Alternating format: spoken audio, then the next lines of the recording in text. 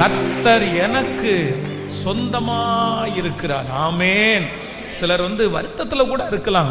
எனக்கு இந்த யாக்கோபுக்கு ஏன் இந்த வார்த்தையை சொன்னார் எனக்கு ரொம்ப ஆச்சரியமா இருந்துச்சு. பாருங்க, சொந்தத்திற்கு அதிகமாய் முக்கியத்துவம் கொடுத்தவன் யார் அப்படின்னா இந்த யாக்கோபு. அது மட்டுமல்ல, சொந்தத்தை மதிக்கணும், சொந்தங்கள் கூட இருக்கணும், சொந்தங்கள் என்ன வந்தாலும் உன்னை கைவிட மாட்டாங்க, சொந்தங்கள் எப்பவுமே உன் கூட இருப்பாங்க, சொந்தக்காரங்களுக்கு செய்கிறத குறித்து நீ வருத்தப்படாதேன்னு அதிகமாய் போதிக்கப்பட்ட நபர் யார் அப்படின்னு சொன்னா இந்த யாக்கோபு தான். இப்போ ஈசாய்க்கு 2 பிள்ளைகள் இருக்காங்க, ஒருத்தன் ஏசா, ஒருத்தர் யாக்கோபு. இந்த ஏசா என்ன பண்ற ஆள் அப்படின்னா சொந்தக்காரங்களை ரொம்ப மதிக்கிற ஆளெல்லாம் கிடையாது. ஏசாவுக்கு சொந்தங்களை குறித்து கவலை இல்லை, சொந்தத்தை கல்யாணம் பண்ணணும் அப்படின்ற கவலை இல்லை. அவனுக்கு என்ன பிடிக்குதோ, யாரை பிடிக்குதோ அங்கே போய் கல்யாணம் பண்ணுவார். அவர் ஒரு நாடோடி மாதிரி. அவர் வேதம் சொல்லுகிறது, அவன் வேட்டையிலே வல்லவனானதுனால ஒரு காட்டுவாசியாக வாழ்ந்துட்டான்னு வைங்களேன். ஆனால் இந்த யாக்கோபுக்கு அவங்க அம்மா அப்பா 2 பேருமே சொல்லி கொடுத்தது வழக்கம் என்ன அப்படின்னா, எப்பா நீ கல்யாணம் பண்ணால் எங்கே தான் கல்யாணம் பண்ணணும்? சொந்தத்தில் கல்யாணம் பண்ணணும். இப்போ அண்ணன் தம்பி 2 பேருக்குள்ளேயும் ஒரு பெரிய பகை வருகிறது. தன்னுடைய சொந்த அண்ணனாகிய ஏசாவை இந்த யாக்கோபு ஏமாத்துறாரு. ஏமாத்தின உடனே இந்த அண்ணன் இவனை கொல்லணும்னு திட்டம் போட்ட உடனே அவங்க அம்மா என்ன சொல்றாங்க அப்படின்னு சொன்னா, நீ இதுவரைக்கும் என் கூட இருந்துட்ட, நீ என் கூட இருந்து என்னை செல்லமாக வாழ்ந்துட்ட, ஆனால் நான் இப்போ ஒன்று சொல்கிறேன், நீ போ, உனக்கு ஒரு இடம் இருக்குது, உனக்கு ஒரு நம்பிக்கைக்குரிய ஆள் இருக்காங்க. யார் அப்படின்னு சொன்னால் என்னுடைய சொந்த சகோதரன் பல கிலோமீட்டருக்கு அப்புறத்தில் இருக்கிறான், அவனிடத்துல போ, அங்கேயே நீ பொண்ணு எடுத்துக்கோ, அவன் உனக்கு நல்ல வேலை செய்வான், என் தம்பி ரொம்ப நல்ல பையன், அவன் உன்னை நல்லா பார்த்துக்குவான்னு தன்னுடைய இருதயத்திலே அம்மா ஒரு விதை விதைக்கிறாங்க. அம்மா அப்பாவை விட இப்போ ஃபஸ்ட்டு யாக்கோபுக்கு தன்னுடைய இருதயத்தில் யார் சொந்தமாக நினச்சான் அப்படின்னு சொன்னால், எனக்கு சாகிற வரைக்கும் யார் சொந்தம் சொல்லுங்க? எங்கள் அப்பாவும் எங்கள் அம்மாவும் தான் சொந்தம், எங்கள் அம்மாவும் எங்கள் அப்பாவும் தான் சொந்தம். தன்னுடைய தாயார் இந்த காரியத்தை செய்யும் போது வேண்டாமா, ஒருவேளை அப்பா கண்டுபிடிச்சி என்னை திட்டாருன்னா என்னம்மா பண்ணுறது? உடனே அந்த அம்மா சொல்கிறாங்க, உன் மேலே விழுகிற சாபம் என் மேலே விழட்டும், நான் அதை வாங்கிக்கிறேன். உடனே ஒரு பக்கத்தில் இது தப்புன்னு தெரிஞ்சாலும் தன்னுடைய அம்மாவை அவரால் அவாய்ட் பண்ண முடியல. ஏன் அப்படின்னா அந்த அம்மா என்ன சொல்கிறாங்க அப்படின்னு சொன்னால், உன் சாபத்தையே நான் வாங்கிக்கிறேன்டா, நீ நன்மையை மட்டும் வாங்கடா, தீமை ஏதாவது ஒன்று வந்துச்சுன்னா அது எனக்கு சேரட்டும், நன்மை மட்டும் உனக்கு சேரட்டும். அப்போ யாக்கோபனுடைய இருதயத்தில் முழுக்க இருந்தது என்ன அப்படின்னா, என் அம்மா, எங்கள் அப்பா எனக்கு இல்லைன்னா கூட பரவாயில்ல, எங்கள் அப்பா என்னை ஆசீர்வதிக்கலைன்னா கூட பரவாயில்ல, எனக்கு யார் இருக்கா? எனக்கு அம்மா. எனக்கு யார் இருக்கா? எனக்கு அம்மா. ஆனால் ஒரு காலகட்டத்தில் இப்போது யாக்கோபு எப்படி நின்றுட்டு இருக்கிறான் அப்படின்னு சொன்னால், தான் நேசித்த, தன்னை நேசித்த, தனக்கு ரொம்ப டியராக இருக்கிற சொந்தம்னு நினைக்கிற அந்த அம்மா கூட அவனால் என்ன பண்ண முடியாது அப்படின்னா இருக்கவே முடியாது. முதல் யாக்கோபு இழந்த ஃபஸ்ட்டு சொந்தம் யார் அப்படின்னா, தன்னோடு கூட இருந்த, தன்னை ரொம்ப நேசிக்கிற அம்மாவை இப்போ விடக்கூடிய ஒரு சூழ்நிலை வருது. அவனுடைய இருதயம் வேற எதுக்கும் கவலைப்படலை. நான் எங்கே போவேன்? எங்கள் அம்மா விட்டு எங்கே போவேன்? எங்கள் அம்மா தான் எனக்கு எல்லாம், எங்கள் அம்மா தான் எனக்கு எல்லாம். இன்றைக்கி இந்த சத்தத்தை கேட்குற அன்பு தேவ பிள்ளையே, உங்கள் அம்மா உயிரோட கூட இருக்கலாம், ஆனால் உங்கள் அம்மா கூட நெருங்க முடியாத அளவுக்கு ஏதோ ஒரு பிரச்சனையாக இருக்கலாம். ஒருவேளை உங்களுடைய வாழ்க்கையில் பிறக்கும் போதே நிறைய பேர் என்னுடைய வாழ்க்கையில இருக்கிறதே ஒரே சொந்தம் எங்கள் அம்மா தான், இல்லை எங்கள் அப்பா தான். யாரையோ ஒருத்தரை நீங்கள் உங்களுக்கு நெருக்கமான சொந்தக்காரங்களா நீங்கள் வச்சிருக்கலாம், ஆனால் அந்த சொந்தம் இப்போ அட் பிரசன்ட் அந்த சொந்தம் உங்களை கேர் எடுக்கலை, உங்களை விசாரிக்கலை, உங்கள் கூட இல்லை, உங்களுடைய நலத்தில் கூட பிரியப்படலை அப்படின்ற வலி உங்களுக்கு அதிகமாக இருக்கலாம். இது கூட எங்களுக்கு இல்லையா? இந்த சொந்தம் கூட எனக்கு இல்லையா? இப்போ அம்மா என்ன சொல்கிறாங்க அப்படின்னு சொன்னால், சரிப்பா நான் உன் கூட இருக்க முடியாது, நான் சொந்தக்காரன் தான், ஆனால் இப்போ ஒன்று சொல்கிறேன், என்ன மாதிரியே உன்னை பார்க்குறதுக்கு யார் இருக்கா? இன்னொருத்தர் இருக்கிறான். நீ வேற எங்கேயும் போக வேண்டாம், நீ வேற எங்கேயும் போக வேண்டாம். என் தம்பி என்னை ரொம்ப நேசிப்பான், என்னுடைய ஆசீர்வாதத்தை விரும்புவான். பாருங்க, ஈசாக்க பொன் கேட்கறதற்காக வேலையாள் வராரு. இந்த லாபானுக்கு நல்ல புத்தியே கிடையாது.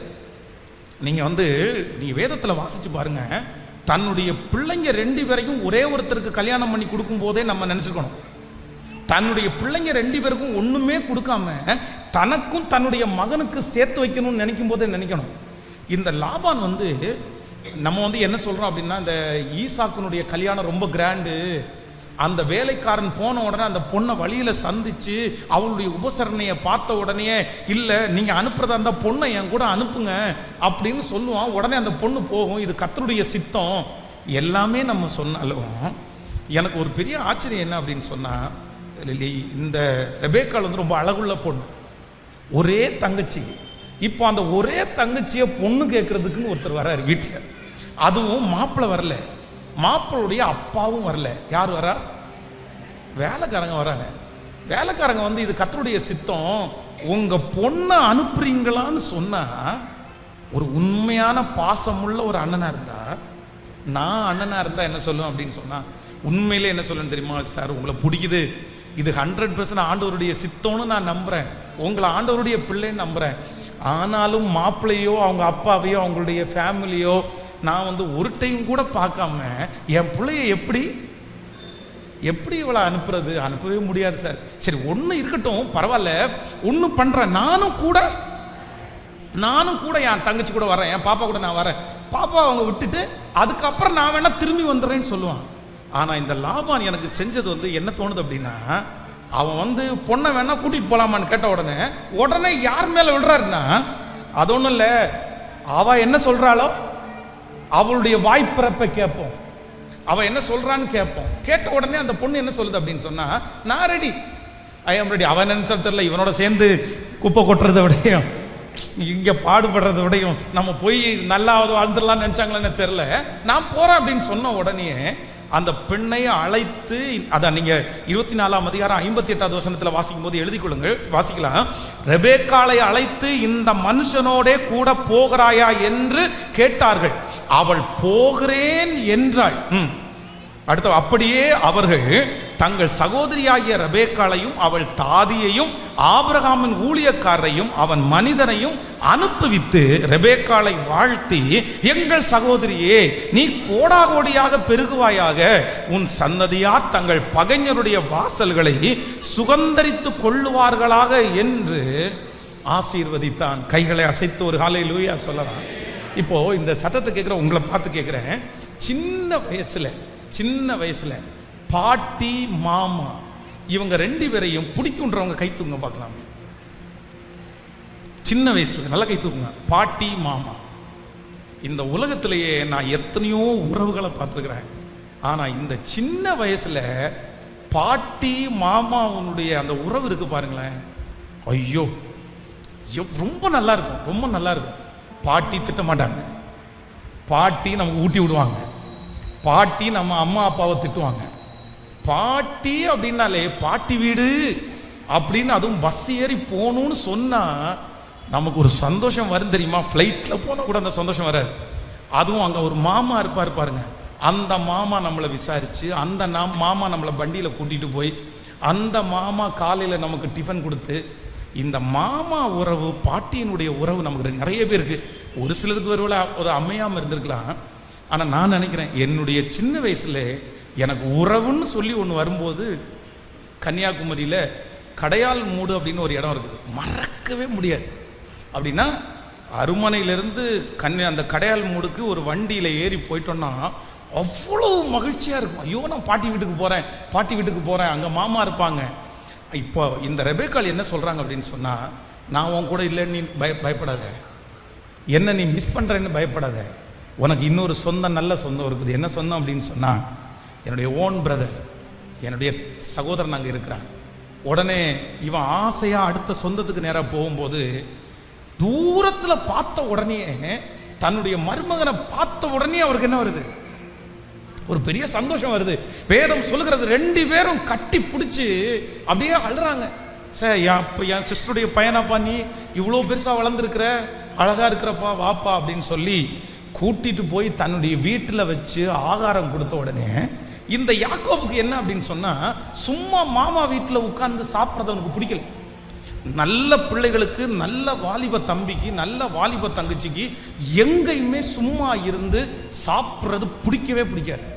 ஒரு லட்சியம் உள்ள ஒரு தலைவனுக்கு, லட்சியம் உள்ள ஒரு தலைவிக்கு எந்த இடத்துலையும் சும்மா இருக்கிறது கண்டிப்பாக பிடிக்காது. உங்களுக்குள்ளே யாராவது ஒருத்தருக்குள்ள அப்படி இருக்கும்னா உங்களுக்குள்ள லட்சியமே இல்லை, நீங்க ஜெபம் பண்ணுங்கன்னு அர்த்தம். எனக்கு சும்மா தருவாங்க, இந்த இடத்துல கொஞ்ச நாள் இருந்துக்கலாம், இந்த இடத்துல எனக்கு பாதுகாப்பா இருப்பாங்க அப்படின்னு காரணமே இல்லாம நீங்க ஒரு இடத்துல உட்கார்ந்துட்டு இருப்பீங்கன்னா தயவு செய்து நீங்க ஜெபம் பண்ணுங்க. உங்களுடைய எதிர்கால வாழ்க்கைக்கு அது நல்லது இல்லை. நீங்க ஆசீர்வாதமா இருக்க முடியாது, உங்க காலில் நீங்க நிற்க முடியாது. நீங்க தரிசனம் உள்ள ஒரு மகன் மகள் அல்ல. உங்களுடைய எதிர்காலம் ஒன்றும் இல்லாமல் போயிடும். அப்போ இவனுக்கு தன்னுடைய மாமனாருடைய வீடுனா கூட சும்மா உட்கார்ந்து சாப்பிட்றது பிடிக்கல. அதை எப்படி சாப்பிடுவேன்? ஏதாவது சம்பளம் பேசலாமா, ஏதாவது பண்ணலாமா? உடனே அப்போல இருந்து ஆரம்பமாகுது.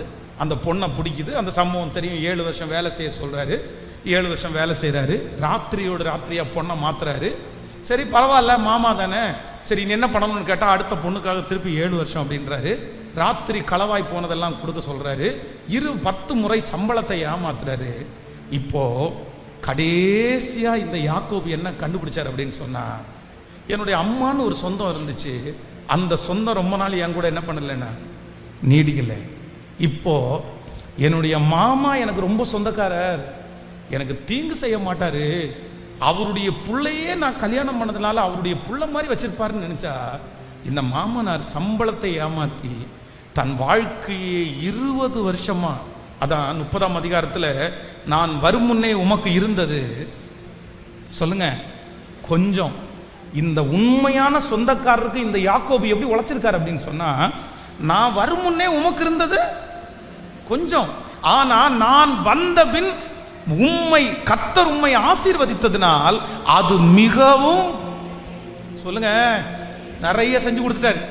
மாமா இல்ல, மாமா தானே, மாமாவுக்கு கிடைச்சா எனக்கு என்ன கிடைச்சா என்ன, மாமாவுக்கு சொத்து சேர்ந்தா என்ன, எனக்கு சொத்து சேர்ந்தா என்ன, மாமா நல்லா இருந்தா நான் நல்லா இருந்த மாதிரி, மாமா பத்திரத்தில் கையெழுத்து போட்டா நான் கையெழுத்து போட்ட மாதிரி, முழுக்க முழுக்க முழுக்க 20 வருஷம் தன்னுடைய மாமாவை இன்னொரு நபரா அவர் கன்சல்ட் பண்ணவே இல்லை.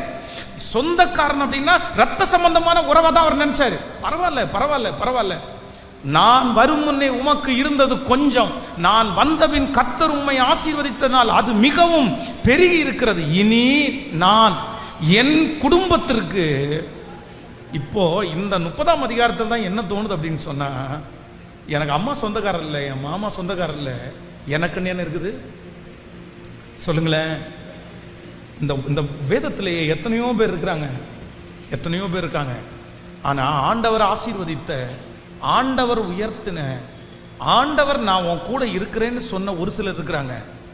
அவங்க எல்லாருடைய லிஸ்ட்டையும் எடுத்து பார்த்தீங்கன்னா அவங்க பின்னாடி யார் இருக்க மாட்டாங்கன்னா சொந்தக்காரங்க அப்படின்ற ஒரு ஐக்கான் அவங்க நிறைய பேருக்கு இருக்கவே இருக்காது.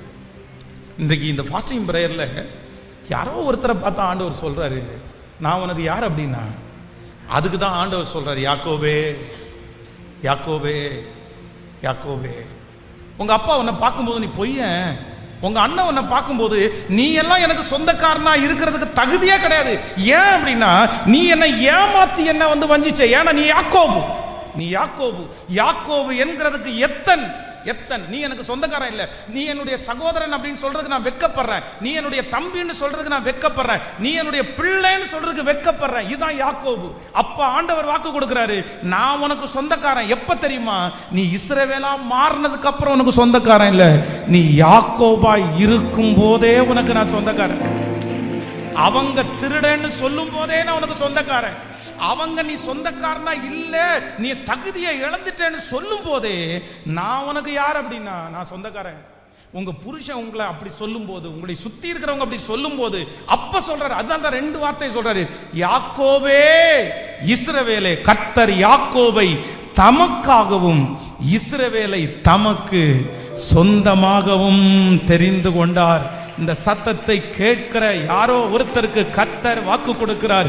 நீங்க சொந்தோன்னு நினைச்ச எத்தனை பேர் உங்களை கைவிட்டாலும், நீங்க சொந்தோன்னு நினைச்சு எல்லாத்தையும் கொடுத்து கொடுத்து கொடுத்து ஒருவேளை இழந்து இன்றைக்கு நீங்க கடந்து போகிற இந்த சூழ்நிலையில எந்த சொந்தங்களும் உங்களுக்கு முன்னாடி வராம உங்கள்கிட்ட இருந்ததெல்லாம் உறிஞ்சு எடுத்து உங்களை தனியா நிக்க வச்சு இன்னைக்கு ஒருத்தர் கூட என் கூட இல்லையே, ஒருத்தர் கூட என் கூட இல்லையே. போன் பண்ணா திட்டலாம், போன் பண்ணா நீ அப்படி நடந்த அதனாலதான் அப்படின்னு சொல்லலாம். ஆனா ஆண்டவர் மட்டும் உங்க கையை பிடிச்சு, டேய் மகனே மகளே, நான் உன்னை இப்ப இல்லப்பா, நீ எனக்கு சொந்த பிள்ளைன்னு சொன்னது இப்ப இல்லப்பா, நீ கெட்டவனா இருந்த போதிலும், நீ ஏமாத்தின போதிலும் கூட அங்கேயும் நான் தான் உனக்கு சொந்தக்காரனா இருந்தேன். நீ படிக்கணும்ன்றதுக்காக தான் இந்த பாதையில உன்னை நடத்தினேன். இவங்க உண்மை இல்லைன்னு தெரிஞ்சுக்கணும்ன்றதுக்காக தான் இந்த பாதையில உன்னை நடத்தினேன். ஆனா கர்த்தர் வாக்கு கொடுக்கிறார், நான் உன்னை பெரிய ஜாதியாக்கி உன்னை ஆசீர்வதித்து உன்னை பலுகவும் பெருகவும் பண்ணுவேன். நான் உன்னோடு கூட இருப்பேன். ஒரே மனுஷனை முறியடிக்கிறது போல நீ எல்லாரையும் முறியடிப்பாய். நான் உனக்கு உண்மையான சொந்தக்காரன்.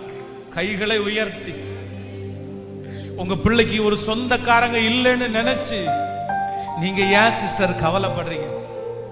என் பிள்ளைக்கு அப்பா இல்ல, என் பிள்ளைக்கு அப்பா இல்ல, என் பிள்ளைக்கு நல்ல அப்பா இல்ல, என் பிள்ளைக்கு நல்ல பாட்டி இல்ல, நல்ல தாத்தா இல்ல, என் பிள்ளைக்கு நல்ல மாமா இல்ல, என் பிள்ளை வெகுளிதான், என் பிள்ளைக்கு ஒன்னும் தெரியாதுதான். ஆனா என் பிள்ளைக்கு யாருமே இல்ல பாஸ்டர்.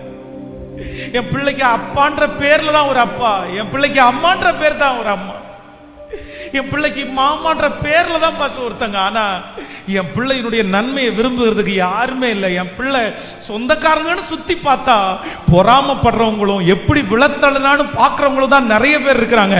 ஆனா கர்த்தர் மட்டும் இன்றைக்கு இந்த சத்தத்தை கேட்கும் போது வாக்கு கொடுக்கிறாரு, உனக்கு யாக்கோபே, யாக்கோபை பார்த்து உன்னை தமக்காகவும் இஸ்ரவேலை பார்த்து நீ எனக்கு சொந்தமாகவும் உன்னை நான் தெரிந்து கொண்டே. நம்புறவங்க கரங்களை தட்டி, என் பிள்ளைக்கு நீ சொந்தக்காரர், எனக்கு நீ சொந்தக்காரர். கர்த்தர் உனக்கு சொந்தக்காரர், ஆண்டவர் எனக்கு சொந்தக்காரர், கர்த்தர் எனக்கு சொந்தக்காரர், கர்த்தர் எனக்கு சொந்தக்காரர். ஹல்லேலூயா. இப்ப பாட போறோம். சொந்தம் மண்ணு சொல்லும் போது நான் உங்களை நினைக்கிறேன் ஆண்டவரே. அதனால ஒரு தீர்மானம் எடுங்க. இந்த யாக்கோபுக்கு ஒரு உணர்வு வந்துச்சு, இந்த யாக்கோபுக்கு ஒரு அறிவு வந்துச்சு. என்னுடைய சொந்த குடும்பம்ன்றது இந்த குடும்பம் கிடையாது, என்னுடைய சொந்த குடும்பம்ன்றது இந்த குடும்பம் கிடையாது. எனக்குன்னு ஒரு சொந்த குடும்பத்தை கர்த்தர் என்ன பண்ணியிருக்கிறாரு, கர்த்தர் தந்திருக்கிறாரு. ஆனால் கடைசியில் ஆண்டவர் என்ன சொன்னார் அப்படின்னு சொன்னா, நீ உன் பிள்ளைகளுக்காக உழைச்சது, உன் பிள்ளைகளுக்காக பாடுபட்டது, இது எல்லாமே போதும்.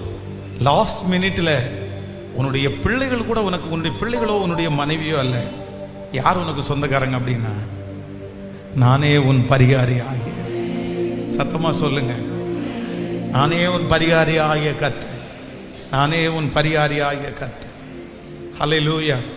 இன்னொருத்தரை நேசிச்சு நம்மளை ரிஜெக்ட் பண்ணும்போது, இன்னொருத்தரை நேசிச்சு சொந்த அம்மாவை அப்பாவை புறக்கணிக்கும் போது, பிள்ளைக்காக ஓடுனது, பிள்ளையை வளர்த்துனதெல்லாம் ரொம்ப கஷ்டமா இருக்கும்.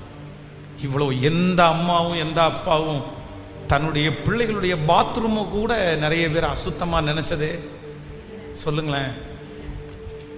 அசுத்தமா நினைச்சதே இல்லை. அது அசுத்தம் இல்லாததுனால அசுத்தம்னு நம்ம நினைக்காம இல்லை. ஆனா என் பிள்ளைய நேசிக்கிறதுனால அது என்னவா தெரியல நமக்கு. சத்தமா சொல்லுங்க. வழியில ரோட்ல ஒரு அசுத்தம் கிடந்தா நம்ம நிறைய பேர் பரவாயில்லன்னு சொல்ல மாட்டோம். நம்ம எல்லாம் நிறைய பேர் மூக்கு பொத்தாம எல்லாம் போக மாட்டோம். சரி அறிவு இருக்கா, இப்படி பண்ணி வச்சிருக்காங்க, நம்ம திட்டி தான் போவோம். ஆனா அதே இது நம்முடைய வீட்டுக்குள்ள, நம்முடைய பெட்ரூமுக்குள்ள நம்முடைய பிள்ளைங்க பண்ணா கூட நம்ம நிறைய நேரத்தில் பிள்ளைகளுக்கு அது நாற்றமா தெரியாது, அது அசுத்தமாகவும் தெரியாது. காரணம் என்ன அப்படின்னா, அதை நம்ம எப்படி நினைக்கிறோம் அப்படின்னா, என் பிள்ளை, அது என் பிள்ளை. இவ்வளவு செஞ்சு கூட ஒருவேளை அந்த பிள்ளைகள் ஒரு வார்த்தை விசாரிக்கவோ, இல்லை அந்த பிள்ளைகள் ஏதாவது ஒரு வார்த்தை சொல்லவோ, நான் என்ன பாச சாப்பிட போறேன், நான் என்ன உடுத்திட போறேன். ஆனா ஆண்டவர் என்ன சொல்றாரு அப்படின்னு சொன்னா, நீ எனக்கு சொந்தம்ன்றத கர்த்தர் பிறக்கும் போதே நியமிச்சிட்டார். ஹல்லேலூயா. ஒரு தீர்மானம் எடுங்க, இனி சொந்தம் சொந்தம் சொந்தம் சொந்தம் அப்படின்னு நான் என்ன பண்ண மாட்டேன். கேட்கல, சத்தமா சொல்லுங்க எல்லாரும். ஓட மாட்டேன்னு சொல்லுங்க. சொந்தத்துக்காக எதையுமே நான் பண்ண மாட்டேன்னு சொல்லுங்க. சொந்தங்களை சந்தோஷப்படுத்துறதுக்கு என்ன வேணாலும் பண்ணுங்க. அவங்களுக்கு சாப்பாடு கொடுக்குறதெல்லாம் தப்புன்னு சொல்லலை. ஆனா சொந்தக்காரங்க என்ன நினைச்சிருவாங்களோன்னு இன்னும் என்ன பண்ண மாட்டேன். கேட்கல. இங்கேருந்து திருநெல்வேலி போவாங்க கல்யாணத்துக்கு. ஆனா சண்டையே நடக்கும் 1 மாதம். எதுக்கு தெரியுமா? நகைக்கு. நகை இல்லாமல் கல்யாணத்துக்கு போனால் சொந்தக்காரங்க எல்லாருமே திட்டுவாங்க, சொந்தக்காரங்க எல்லாருமே பேசுவாங்க. அதுக்காக கணவனாரை வருத்தப்படுத்தி உடைச்சி நீ வாங்கி கொடு, இல்லைன்னா கல்யாணத்துக்கு போக மாட்டேன், நான் இவ்வளோ பெரிய ஆரத்தை போட்டுட்டு போகலைன்னா எப்படி என்னை மதிப்பாங்க, இந்த நெக்லஸ் இல்லைன்னா எப்படி என்னை மதிப்பாங்க, இந்த ஒட்டியானம் இல்லைன்னா எப்படி என்னை பிரச்சனை பண்ண மாட்டாங்க. இது என்ன ஆண்டவருடைய பிள்ளைகளே? அப்போ எதுக்கு இப்போ இந்த ஒட்டியானம்? இப்போ எதுக்கு எதுக்கு சொல்லுங்க? இந்த நெக்லஸ் எதுக்கு? எனக்கு இல்லை, எனக்கு இல்லை, என் சொந்தக்காரனுக்கு. அது பீரோக்குள்ளே இருக்கட்டுங்க. ஏதோ ஒரு தேவை வரும்போது அதை பயன்படுத்துகிறேன் அப்படின்றதுக்காக வச்சுக்கிறது தப்பு இல்லை. ஆனால் என் சொந்தக்காரனுக்காகவே வாங்கி வச்சுக்கிறோம் பாருங்களேன். அந்த சொந்தக்காரங்க என்ன பண்ண போகிறாங்கன்னு நினைக்கிறீங்க? என்ன செய்ய போகிறாங்க? சொந்தக்காரர்களுக்காக எதையுமே நீங்கள் பார்க்காதீங்க. உங்கள் வாழ்க்கை நீங்கள் வாழுங்க. உங்களுக்கு கொடுத்துருக்கிற ஆசீர்வாதத்தில் நீங்கள் சுதந்திரிங்க. எந்த சொந்தக்காரங்களும் வந்து நிற்க போகிறது கேட்கல. சத்தமாக சொல்லுங்க, கர்த்தர் மட்டும்தான். அதான் அடிக்கடி சொல்லுவேன், வீடு வரை உறவு, வீதி வரை மனைவி, காடு வரை பிள்ளை, கடைசி வரை யாரும் இல்லை, கடைசி வரைக்கும். இதோ உலகத்தின் முடிவு பரியந்தம் சகல நாட்களிலும் நான் உன்னோடு கூட இருக்கிறேன். இதோ உலகத்தின் முடிவு பரியந்தம் என் சொந்தக்காரர் சிறைச்சாலைக்கு வருவார். என் சொந்தக்காரர் அவமான படத்துல படுகிற இடத்துல வந்து நிற்பார். இந்த உலகத்துல இருக்கிற நிறைய சொந்தக்காரங்க மகிழ்ச்சியான இடத்துக்கு மட்டும்தான் வருவாங்க, சந்தோஷமான இடத்துக்கு மட்டும்தான் வருவாங்க, கார்ல ஏறதுக்கு மட்டும்தான் வருவாங்க, வீட்டுல இருக்கிறதுக்கும் சாப்பாட்டுக்கும் மட்டும்தான் வருவாங்க. ஆனா நான் நம்புறேன், என்ன நேசிக்கிற ஒரு சொந்தக்காரர் நான் வானத்துல இருந்தாலும் அங்கேயும் வருவாரு, பாதாளத்துல இருந்தாலும் அங்கேயும் வருவாரு, நான் மருத்துவமனையில இருந்தாலும் அங்கேயும் வருவாரு. என்னை விட்டு அவர் விலகவும் மாட்டார், என்னை கைவிடவும் மாட்டார். என்னை விட்டு அவர் விலகும். இந்த அறிவை கர்த்தர் எனக்கு தருவாராக, என்னுடைய பிள்ளைகளுக்கு கர்த்தர் தருவாராக, என்னுடைய கணவனாருக்கு கர்த்தர் தருவாராக. எல்லாருடைய கரங்களையும் தட்டி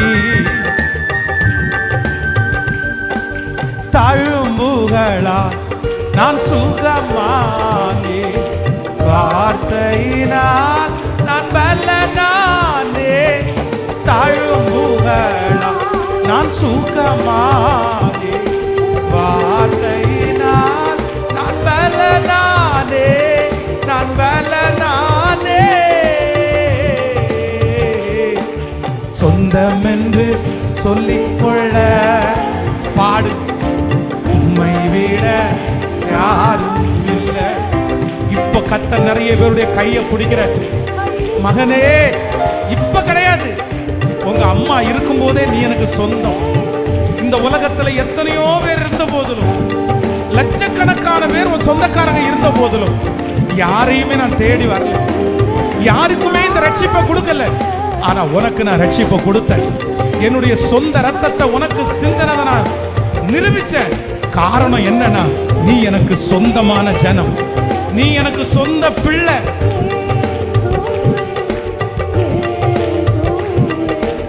எல்லாம் இயேசுவே, இயேசுவே, இயேசுவே. எல்லாம் கைகளை உயர்த்தி இயேசுவே. பாடு பாடு. இன்னைக்கு கர்த்தருடைய அந்த அரவணைப்பை நீங்க பாப்பீங்க. இயேசுவே, இயேசுவே, இயேசுவே. எல்லாம் இயேசுவே. கிருபையினா கிருபையினா நான் பிழைத்துக் கொண்டேன், பாசத்தினால் நான் திகைத்து போனேன். கிருபையினா பிழைத்துக் கொண்டேன், நான் திகைத்து போனேன், நான் திகைத்து போனேன். சொந்தம் என்று சொல்லிக்கொள்ள உம்மை விட நிறைய நிறைய பேருடைய கண்கள் இருந்து கண்ணீர் வடிகிறத கர்த்தர் பார்க்கிறார். கர்த்தர் பார்க்கிறார். கர்த்தர் பார்க்கிறார். எஸ் இயேசுவே சொல்லு. அவருடைய ஆறுதல் நிறைய பேரை தேற்று. சொந்தங்கள் நிறைய பேர் குற்றப்படுத்தும் போது அவங்க கண்ணுக்கு முன்னாடி தலையை நிமிர பண்ணுகிற இயேசு.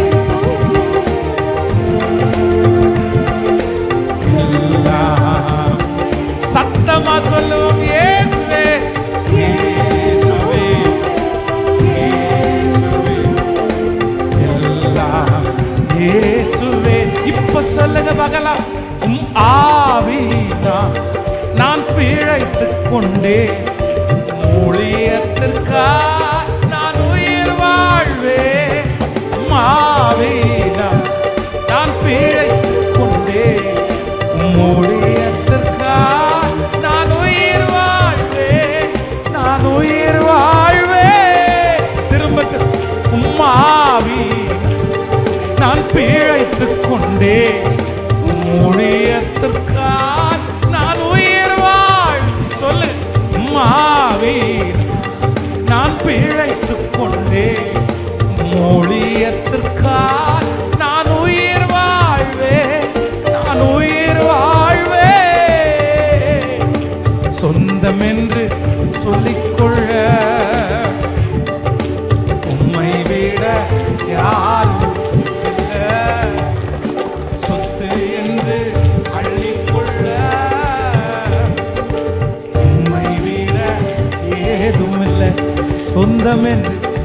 சொந்தம் என்று அந்த வல்லமை இந்த சத்தத்தை கேட்டுக்கொண்டிருக்கிற ஒவ்வொருத்தர் மேலே, ஆன்லைன்ல லைவா பார்த்து கொண்டிருக்கிற ஒவ்வொருத்தர் மேலையும் இப்ப கர்த்தருடைய தோளை போடுற.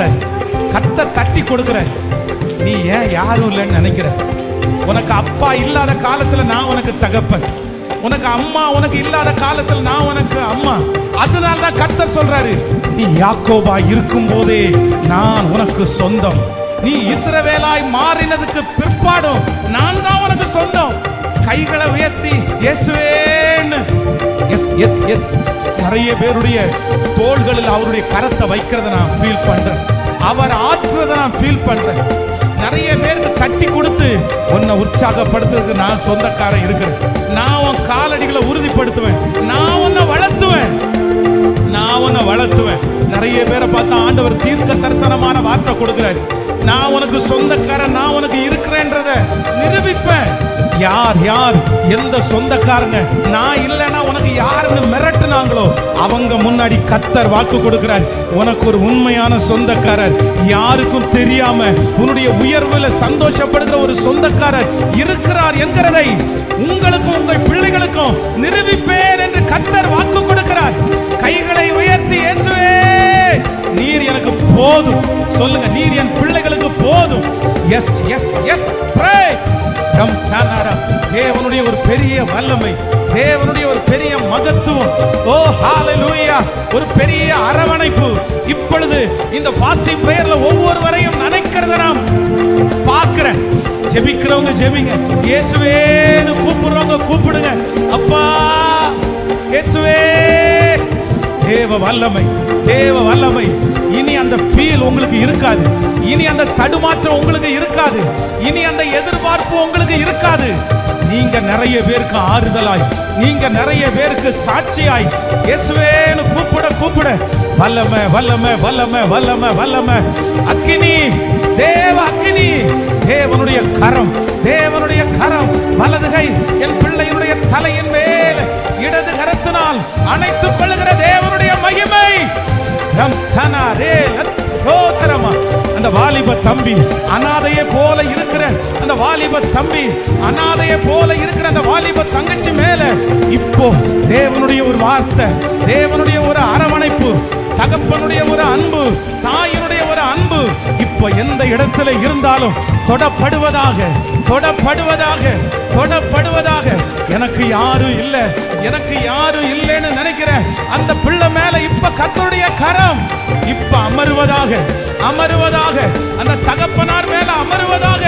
இல்ல இல்ல, இயேசு இருக்கிறார், இயேசு இருக்கிறார். அப்படிப்பட்ட ஒரு ஸ்ட்ராங், அப்படிப்பட்ட ஒரு அபிஷேகம் இப்போ இப்போ இப்போ இப்போ இயேசுவேன்னு ஜெபம் பண்ணி கர்த்தர் அந்த ஆவியை ஊற்றுகிறார்.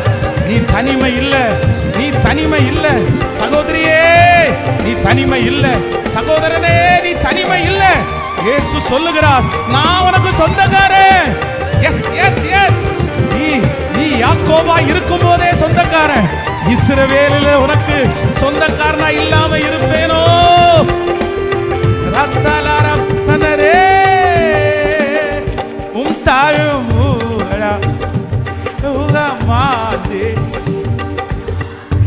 ஓ பலனானே உம் தாழும் நான் சுகமானே உம் வார்த்தையினா நான் பலனானே, நான் பலனானே. சொந்தம் என்று சொல்லிக்கொள்ள உம்மை விட சொத்து என்று உம்மை விட கைகளை மேல தட்டி இயேசுவே சத்தமா பாட பாட பாட. இன்னைக்கு இந்த அபிஷேகம், இன்னைக்கு இந்த உபவாச ஜபத்துல நிறைய பேரை தொட்டுட்டே இருக்குது. இது ஜெபிக்கிற நேரம், விடுதலை நடந்துட்டே இருக்குது. ஹalleluya ஹalleluya ஹalleluya ஹalleluya ஹalleluya ஹalleluya ஹalleluya ஹalleluya. அக்கினி அக்கினி அக்கினி அக்கினி அக்கினி அக்கினி அக்கினி தேவ அக்கினி தேவ அக்கினி தேவ அக்கினி தேவ அக்கினி, சுட்டரிக்கிற அக்கினி, சாபங்களை சுட்டரிக்கிற அக்கினி, குடும்ப சாபங்களை சுட்டரிக்கிற அக்கினி, சொந்தங்களிலே இருக்கிற சாபங்களை சுட்டரிக்கிற அக்கினி. இயேசுவின் நாமத்தினால தகப்பனா மேல் இருக்கிற அந்த சாபத்தை சுட்டரிக்கிற அக்கினி. இயேசுவின் நாமத்தினால எங்களுக்கும் எங்களுடைய குடும்பத்திற்கும் அப்படி அல்ல. என் இயேசு நானும் சொந்தக்காரன். கர்த்தர் எங்களுக்கு சொந்தம், அவருடைய ரத்தம் எங்களுக்கு சொந்தம். இந்த உலகத்துடைய ரத்தம் அல்ல, இயேசு கிறிஸ்துவினுடைய ரத்தம். என் சரீரத்தின் மேல இருக்கிறது இயேசு கிறிஸ்துவினுடைய ரத்தம். வல்லமை வல்லமை வல்லமை வல்லமை வல்லமை. இயேசுவின் நாமத்தினால தொடருகிற சாபங்கள் விட்டு ஓய்வதாக, ஓய்வதாக. குடும்ப சாபங்கள், வம்சாவளி சாபங்கள் இயேசுவின் நாமத்தினால இப்பொழுது சுட்டரிக்கப்படுவதாக, சுட்டரிக்கப்படுவதாக, சுட்டரிக்கப்படுவதாக. இயேசுவின் நாமத்தினால சுட்டரிக்கப்படுவதாக. பிள்ளையை விட்டு, சரீரத்தை விட்டு இப்பொழுது சுட்டரிக்கப்படுவதாக. இந்த சத்தம் தொனிக்க தொனிக்க தொனிக்க அந்த வல்லமை இறங்கட்டும். Jesus Jesus. குடும்ப வியாதிகள், குடும்ப வியாதிகள் இப்பொழுது சுட்டரிக்கப்படுவதாக. இயேசு எனக்கு சொந்தக்காரர். குடும்ப நஷ்டங்கள், குடும்ப கடன்கள், ஹalleluya ஹalleluya, தொடருகிற தொடருகிற குடும்ப சாபங்கள் இப்பொழுது முடிவிற்கு வரட்டும். இந்த ஃபாஸ்டிங் பிரேயர்ல முடிவிற்கு வரட்டும். இயேசு கிறிஸ்துவின் நாமத்தினால சத்துருவே அதிகாரம் இல்லை. அந்த உடன்படிக்கையை நான் முறிக்கிறேன். தாத்தா பண்ணின உடன்படிக்கையை முறிக்கிறேன். அப்பா பண்ணின உடன்படிக்கையை முறிக்கிறேன். ஸ்தோத்திரம். வம்சா வழியாய் பண்ணின உடன்படிக்கை இப்ப முறியட்டும். இயேசுவின் நாமத்தினால முறிக்கிறேன். அதுக்கும் என் பிள்ளைகளுக்கும் சம்பந்தம் இல்ல, அதுக்கும் எங்களுக்கு சம்பந்தம் இல்ல, சம்பந்தம் இல்ல. இயேசுவின் நாமத்தினால, இயேசுவின் நாமத்தினால ரத்தம் ரத்தம் ரத்தம் ரத்தம் ரத்தம் ரத்தம் தெளிக்கப்படுவதாக, தெளிக்கப்படுவதாக. ஹalleluya. வம்ச வழியா இருக்கிற மலட்டு தன்மைகள் இயேசுவின் நாமத்தினால இப்பொழுது மாறுவதாக. இல்ல இல்ல, எங்களுக்கு இயேசு சொந்தம், இயேசு சொந்தம், இயேசு சொந்தம்.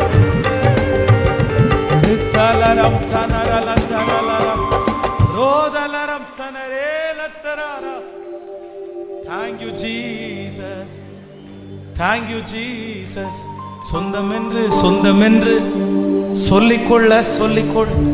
உம்மை விட யாரும் இல்லை. சொத்து என்று அள்ளிக்கொள்ள உம்மை விட ஏதும் இல்லை. நீங்க தான்ப்பா, நீங்க தான்ப்பா, நீங்க தான்ப்பா. எனக்குள்ளே ஓடுகிற ரத்தம் என் இயேசுவின் ரத்தம், என் இயேசுவின் ரத்தம். என்னை ஆசீர்வதித்தது நீர்தானே, என்னை பேறு பிரித்தது நீர்தானே. அதனால நான் உங்க பிள்ளைய மாறிட்டேன். இனி சொந்தத்தில் இருக்கிற அந்த தீமைகள் என்னை அணுகாது, அந்த கடன்கள் என்னை அணுகாது. எங்க அம்மா சுமந்தது என்னை அணுகாது, எங்க அப்பா சுமந்தது என்னை அணுகாது, என் பரம்பரையில் இருக்கிற அந்த காரியங்கள் என்னை அணுகாது. நீங்க டிக்ளேர் பண்ண நீங்க வாக்கு கொடுக்க அந்த மகிமை உங்கள் மேல வரட்டும். ஸ்தோத்திரம். சொல்லுங்க, எனக்கு சொந்தக்காரர் நீங்க தான். நான் யாக்கோபா இருக்கும்போது உங்களுக்கு சொந்தம், நான் இஸ்ரவேலா மாறினதுக்கு அப்புறம் உங்களுக்கு தான் சொந்தம். நீங்க தான் எனக்கு சொந்தம். நான் வரவே இருக்கிறேன், உங்களை திருப்திப்படுத்துவேன். நான் உங்க பிள்ளை, உங்களை விட்டு விலகவும் மாட்டேன், உங்களை கைவிடவும் மாட்டேன். நீங்க என்ன ஆறுதல் படுத்துவீங்க. நீங்க அதை சொல்ல அந்த மகிமை அப்படியே ஒரு ஜெப மேகம் நிறைய பேரை அப்படியே அணைத்து கொண்டிருக்கிறது. நன்றி ஆண்டவரே, நன்றி ஆண்டவரே. Thank you Jesus. ஹல்லேலூயா. கைகளை உயர்த்தி ஒரு ஹல்லேலூயா சொல்லுங்க. ஸோ நமக்கு ஆண்டவர் வாக்கு கொடுக்கிறார், நீ யாக்கோபே, நீ யாக்கோபா இருக்கும் போதும் இஸ்ரவேலா இருக்கும் போதும் நான் உனக்கு சொந்தக்காரன். அதனால தான் எல்லாவற்றையும் சம்பாதித்து கொண்டு வழியிலே வரும்போது ஆண்டவரை பார்த்து அவர் என்ன சொல்றார் அப்படின்னு சொன்னா, இல்லை இதுக்கு மேலே நான் உங்களை விடுறது மாதிரி இல்லை ஆண்டவரே. இதுக்கு மேலே என் மாமனாருக்காக நான் எவ்வளோ, எங்கள் மாமா எனக்கு ரொம்ப சொந்தமாக இருந்தார், விட்டுட்டேன். ஆனால் அவங்க இப்போ நிரந்தரம் இல்லைன்னு எனக்கு தெரியும். எனக்கு இப்போ யார் இருக்கான்னா நீங்கள் தான் இருக்கிறீங்க. ஆனால் ஆண்டவர் சொல்லுகிறார், அவனுடைய சொந்த சகோதரனே கத்தர் அவனோட பெரிய ஒரு ஐக்கியமாக்கி கத்தர் அதுக்கு பிறகு திருப்தியாய் கத்தர் ஆண்டவர் ஆச்சரியமாய் நடத்தினார். எனக்கு இந்த சொந்தக்காரங்க அப்படின்னு சொல்லும்போது நான் நிறைய காரியத்தை ப்ரிப்ரேஷன் பண்ண ரொம்ப டைம் இல்லை. ஆனால் சுருக்கமாக இவளுக்கு சொல்லி முடிக்கிறேன். நம்பர் ஒன்று, எனக்காக வந்து நிற்கிற ஒரு சொந்தக்காரர் அவர் யாராமா? இது தீர்க்க தரிசனமான வார்த்தை. நமக்கு ஒரு சொந்தக்காரர் இருக்கிறார், நமக்கு ஒரு சொந்தம் இருக்கிற. யார் தெரியுமா? நான் எப்பேற்பட்ட சூழ்நிலையில் நான் இருக்கும்போதும் எனக்காக வந்து நிற்கிற ஒரு சொந்தக்காரர் இருக்கிறார். இந்த 38 வருடமாய் வியாதியாக இருந்த மனுஷனை பார்த்து குளத்துக்கு பக்கத்தில் படுத்து கிடக்கிறான். அவனுடைய கண் எதிர அற்புதங்கள் நடந்து கொண்டே இருக்கிறது. இப்போது ஆண்டவர் அவனை வந்து பார்த்து என்ன கேட்குறாரு அப்படின்னு சொன்னால், இந்த குளத்தில் இத்தனை பேர் அற்புதத்தை பெற்றுக்கொண்டு போகிறாங்களே, என்ன உன்னுடைய கதை என்ன அப்படின்னு கேட்கும்போது அந்த மனுஷன் என்ன சொல்கிறான் அப்படின்னு சொன்னால், என்னை குளத்திலே கொண்டு போய் விடுவதற்கு சொல்லுங்களேன் யாருமே இல்லை. நம்முடைய வாழ்க்கையில் வந்து ஒரு சூழ்நிலை வரும். என்ன சூழ்நிலை வரும் அப்படின்னு சொன்னால், நம்ம என்னதான் பார்த்து செஞ்சாலும், நம்ம எவ்வளவுதான் சொந்தக்காரங்களுக்கு முக்கியத்துவம் கொடுத்தாலும், நம்முடைய வாழ்க்கையிலே சில இடங்களிலே சில சொந்தக்காரங்க என்ன பண்ண முடியாதுன்னா வந்து நிற்க முடியாது. இன்றைக்கு இந்த சத்தத்தை கேட்கிற யாரோ ஒருத்தருக்காக ஆண்டவர் பேசலாம். உங்கள் சொந்தக்காரங்க யாருமே வந்து நிற்க முடியாத ஒரு சூழ்நிலையில் நீங்கள் இருக்கலாம்.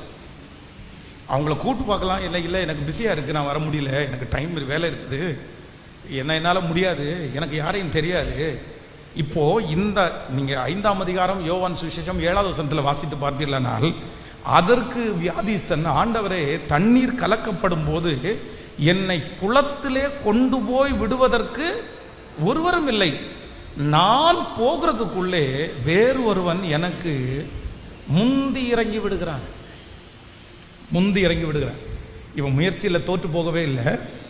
ஆனால் வேதம் சொல்லுது, அந்த இடத்துல தான் இயேசு அவனை தேடி வந்து உனக்கு ஒரு நல்ல சொந்தக்காரன் நான் இருக்கிறேன்.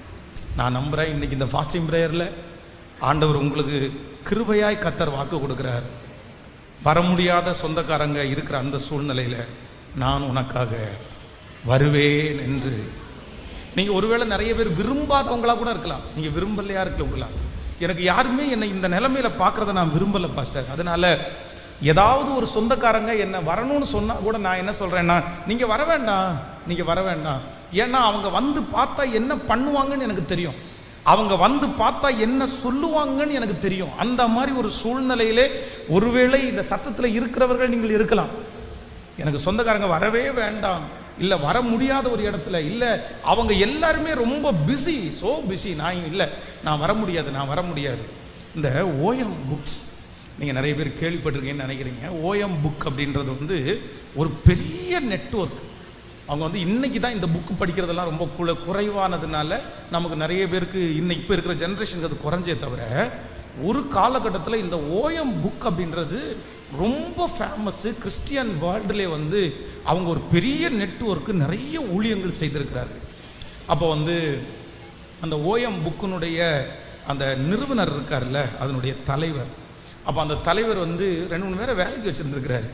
அவங்க எல்லாரும் வந்து இந்த சம்பளம் நீங்கள் இந்த மாதம் போடவே இல்லை, எங்களுக்கு சம்பளம் கொடுத்தா பரவாயில்ல அப்படின்னு சொல்லும்போது அவர் கையில் 40 ரூபா இருந்திருக்குது. அந்த 40 ரூபாவை கையில் எடுத்து வச்சுட்டு அவர் சொல்லும்போது, சரி இந்த 40 ரூபா என்ன பண்ணுவீங்க, ஒன்றுமே பண்ண முடியாதுன்னு சொல்லும்போது அவர் சொன்னாரம்மா, நான் ஒரு கப்பல் வாங்க போகிறேன்னாராம். எவ்வளோ ரூபா? 40 rupees, 40 ரூபா. அந்த 40 ரூபாவை கையில் வச்சிருக்கிறாரு. வேலை செஞ்சவங்களுக்கு சம்பளம் கொடுக்க முடியல. ஆனால் அவர் என்ன சொன்னாராம்மா, எனக்கு ஒரு கப்பல் வாங்கணும், பேசாமல் இந்த 40 ரூபாவையும் கப்பலுக்கு ஒரு அட்வான்ஸ் கொடுக்கலாமான்னு பார்க்குறேன்னாராம். எல்லாரும் வந்து கேட்டாங்களாமா, உங்களுக்கு பைத்தியம் பிடிச்சிருக்கா இல்லை பைத்தியம் பிடிக்கிறது மாதிரி நடிக்கிறீங்களா அப்படின்னு. உடனே அவர் என்னுடைய ஃபெய்த், என்னுடைய விசுவாசம், நான் நம்புகிறேன், எனக்கு ஒரு சொந்தக்காரர் இருக்கிறார், அவர் எனக்கு வந்து நிற்பார் அப்படின்னு நம்புகிறேன் அப்படின்னு சொன்னால், அந்த ஓயம் அந்த புக்கில் கடைசியில் அவருடைய கையில் மட்டும் கிட்டத்தட்ட 4-5 கப்பலுக்கு ஒரு ஓனராக மாறினார். ஒரு கப்பல் வந்து கடலில் வந்துட்டு இருக்கும்போது முழு புத்தகத்தோடு அந்த கப்பல் வந்து தண்ணியில் மூழ்கிருச்சு. அப்போ இருந்ததுலே மிகப்பெரிய ஊழியக்காரனாகிய பில்லி கிரஹாம் வந்து ஒரு கப்பல், புது கப்பல் வாங்கி ப்ரெசன்டேஷன் பண்ணிட்டார். அந்த ஓஎம் ஸ்தாபனத்திற்கு ஒரு புது கப்பலை வாங்கி ப்ரெசன்ட் பண்ணார். இது அத்தனையும் எதில் ஆரம்பிச்சு அப்படின்னு சொன்னால், சொந்தக்காரங்க கூட நின்றதுனாலே அல்ல, 40 rupees. ஆனால் அந்த 40 ரூபா மேலே வச்சிருந்த நம்பிக்கை அல்ல, அந்த 40 ரூபாய் எனக்கு கொடுத்த கர்த்தர் மேலே வச்சிருந்த நம்பிக்கை, அவர் மேலே வச்சிருந்த விசுவாசம், அது இன்றைக்கு ஒரு மிகப்பெரிய ஸ்தாபனமாய் வளர்ந்து நிற்குமானால், நான் நம்புகிறேன் உங்கள் சொந்தக்காரங்க நிற்க வேண்டிய இடத்துல யார் நிற்பா அப்படின்னு சொன்னால், கர்த்தர் உங்களுக்காக நிற்பார். நீங்கள் அறிக்கை செய்யுங்க, நீங்கள் என்னை விசுவாசத்தோடு போங்க, ஆண்டவரே இந்த இடத்துல யாருமே எனக்கு இல்லை, யாருமே நிற்கலை, ஆனால் நான் நம்புகிறேன் 38 வருஷமான அந்த மனுஷனுக்காக நீங்கள் நின்னீங்கல்ல, அவங்க அத்தனை காரணம் சொன்னாங்க. ஒவ்வொரு சொந்தக்காரனும் ஒவ்வொரு காரணம் சொன்னான். ஒரு சொந்தக்காரன் என்ன சொல்லியிருப்பான் அப்படின்னு சொன்னால், என்ன இனி என்னடா எதிர்பார்த்துட்டு இருக்கிற. ஒரு சொந்தக்காரன் என்ன சொல்லிப்பான்னா, டைம் இல்லை. ஒரு சொந்தக்காரன் என்ன சொல்லிப்பான்னா, நான்லாம் வர முடியாது. ஒரு சொந்தக்காரன், ஒன்னால என்ன லாபம் எனக்கு. இந்த மாதிரி ஒவ்வொரு சொந்தங்களும் ஒவ்வொரு காரணம் சொன்னாங்க. ஆனால் காரணமே சொல்லாமல் வந்து நின்ற ஒரு சொந்தக்காரர் இருக்கிறார். அது நீங்களும் நானும் ஆராதிக்கிறேன். நான் இந்த பலிபீடத்திலிருந்து தீர்க்க தரிசனமாய் சொல்லுகிறேன், நீங்கள் சீக்கிரமாக உணர்வீங்க. காரணமே சொல்லாமல் ஒரு சொந்தக்காரர் உங்களுக்காக அந்த இடத்துல வந்து நிற்கிறதை நீங்கள் உணர்வீர்கள். கர்த்தர் உங்களை பலப்படுத்துவார். இந்த வார உபவாச ஜெபம் உங்களுக்கானது. கர்த்தர் வாக்கு கொடுக்கிறார், இல்லை நான் உன்னுடைய தரிசனத்தை நான் நம்புகிறேன், உன்னுடைய விஷனுக்கு நான் உயிர் கொடுப்பேன். உன்னுடைய எல்லையை பெரிதாக்கு, உன்னுடைய சிந்தனையினுடைய அளவு பெரிதாகட்டும். நான் உன்னை விட்டு விலகுவதும் இல்லை, உன்னை கைவிடுவதும் இல்லை. ஹல்லேலூயா. கைகளை அசைத்து ஒரு ஹல்லேலூயா சொல்லுங்க. ஆமாம். நம்பர் 2, இரண்டாவதாக இந்த விஷயத்தை சொல்லி எல்லாருக்காக ஜெபிக்க போகிறேன். இரண்டாவது, நான் வந்து இந்த சொந்தக்காரங்க ஆண்டவர் நமக்கு சொந்தம்னு தியானிக்கும் போது, இந்த தாவீது வந்து கோலியாத்துக்கு முன்பாக நிற்கும்போது என்ன சொல்கிறான் அப்படின்னா, அவனுடைய சகோதரர்கள் எல்லாரும் கேட்குறாங்க, இவன் வந்து சாப்பாடு கொடுக்கறதுக்காக அங்கே வர்றான். வந்து முடித்த உடனே இந்த கோலியாத்து கத்துறதை பார்த்து, என்ன இந்த ஆள் கத்திட்டு கிடக்கிறாரு அப்படின்னு கேட்குறான். கேட்ட உடனே இந்த மாதிரி தான் கத்துறாருன்னு சொன்ன உடனே, அப்படியா அப்படி தான் கத்துறானா, சரி நான் பார்த்துக்கிறேன், நான் போய்க்கிறேன் அப்படின்னு சொல்லும்போது, ஃபஸ்ட்டு அங்கே குறுக்க நிற்கிறது யார் அப்படின்னு சொன்னால், யார் குறுக்க நிற்கிறாங்க சொல்லுங்க? அந்த நாட்டினுடைய ராஜாவே என்ன சொல்கிறார் அப்படின்னு சொன்னால், சரிப்பா போகிறதே போகிற, என் ட்ரெஸ்ஸை எடுத்துகிட்டு போ, உன்னுடைய சடலமாவது மிச்சம் கிடைக்கும். அதுதான் அவருடைய கான்செப்ட். நீ செத்துருவேன்னு யாருக்கு தெரியும்? சவுல் வந்து விசுவாசத்தினால யாரும் அனுப்பலை. சவுலுக்கு வந்து பாசமே இல்லாதவன் தான் சவுல். யார் மேலேயும் பாசம் இல்லை. நீ செத்தான்னா உயிரோடு இருந்தா என்ன, என் காரியம் நடந்தா போதும் அப்படின்ற கேரக்டர் தான் சவுலுக்கு. இந்த சவுல் வந்து அவன் மேலே பாசத்தில் போய் ட்ரெஸ்ஸை போட்டு போன்னு சொல்லலை. ஒருவேளை அவன் கொண்டுட்டான்னா கூட இந்த சதையாவது கறியாவது கொஞ்சம் மிஞ்சும் இல்லை, அதுக்காக தான் ட்ரெஸ் போட சொல்கிறாரு. அவர் ட்ரெஸ் போட சொல்லிட்டாரா? ஆனால் சொந்த கூட பிறந்த சகோதரர்கள் வந்து என்ன சொல்கிறாங்க அப்படின்னு சொன்னால், நீ யுத்தத்தை பார்க்க அல்லவா வந்தாய். நீ யுத்தத்தை, அந்த மனுஷரோட அவர் பேசி கொண்டிருக்கும் போது மூத்த சகோதரனாகிய எலியாப் கேட்டபோது அவன் தாவீதின் மேல் கோபம் கொண்டு, 1 சாமுவேல் 17 அதிகாரம் 28 வசனம், நீ இங்கே வந்தது என்ன? வனாந்தரத்தில் உள்ள அந்த கொஞ்ச ஆடுகளை நீர் யார் வசத்தில் விட்டாய்? யுத்தத்தை பார்க்க அல்லவா வந்தாய்?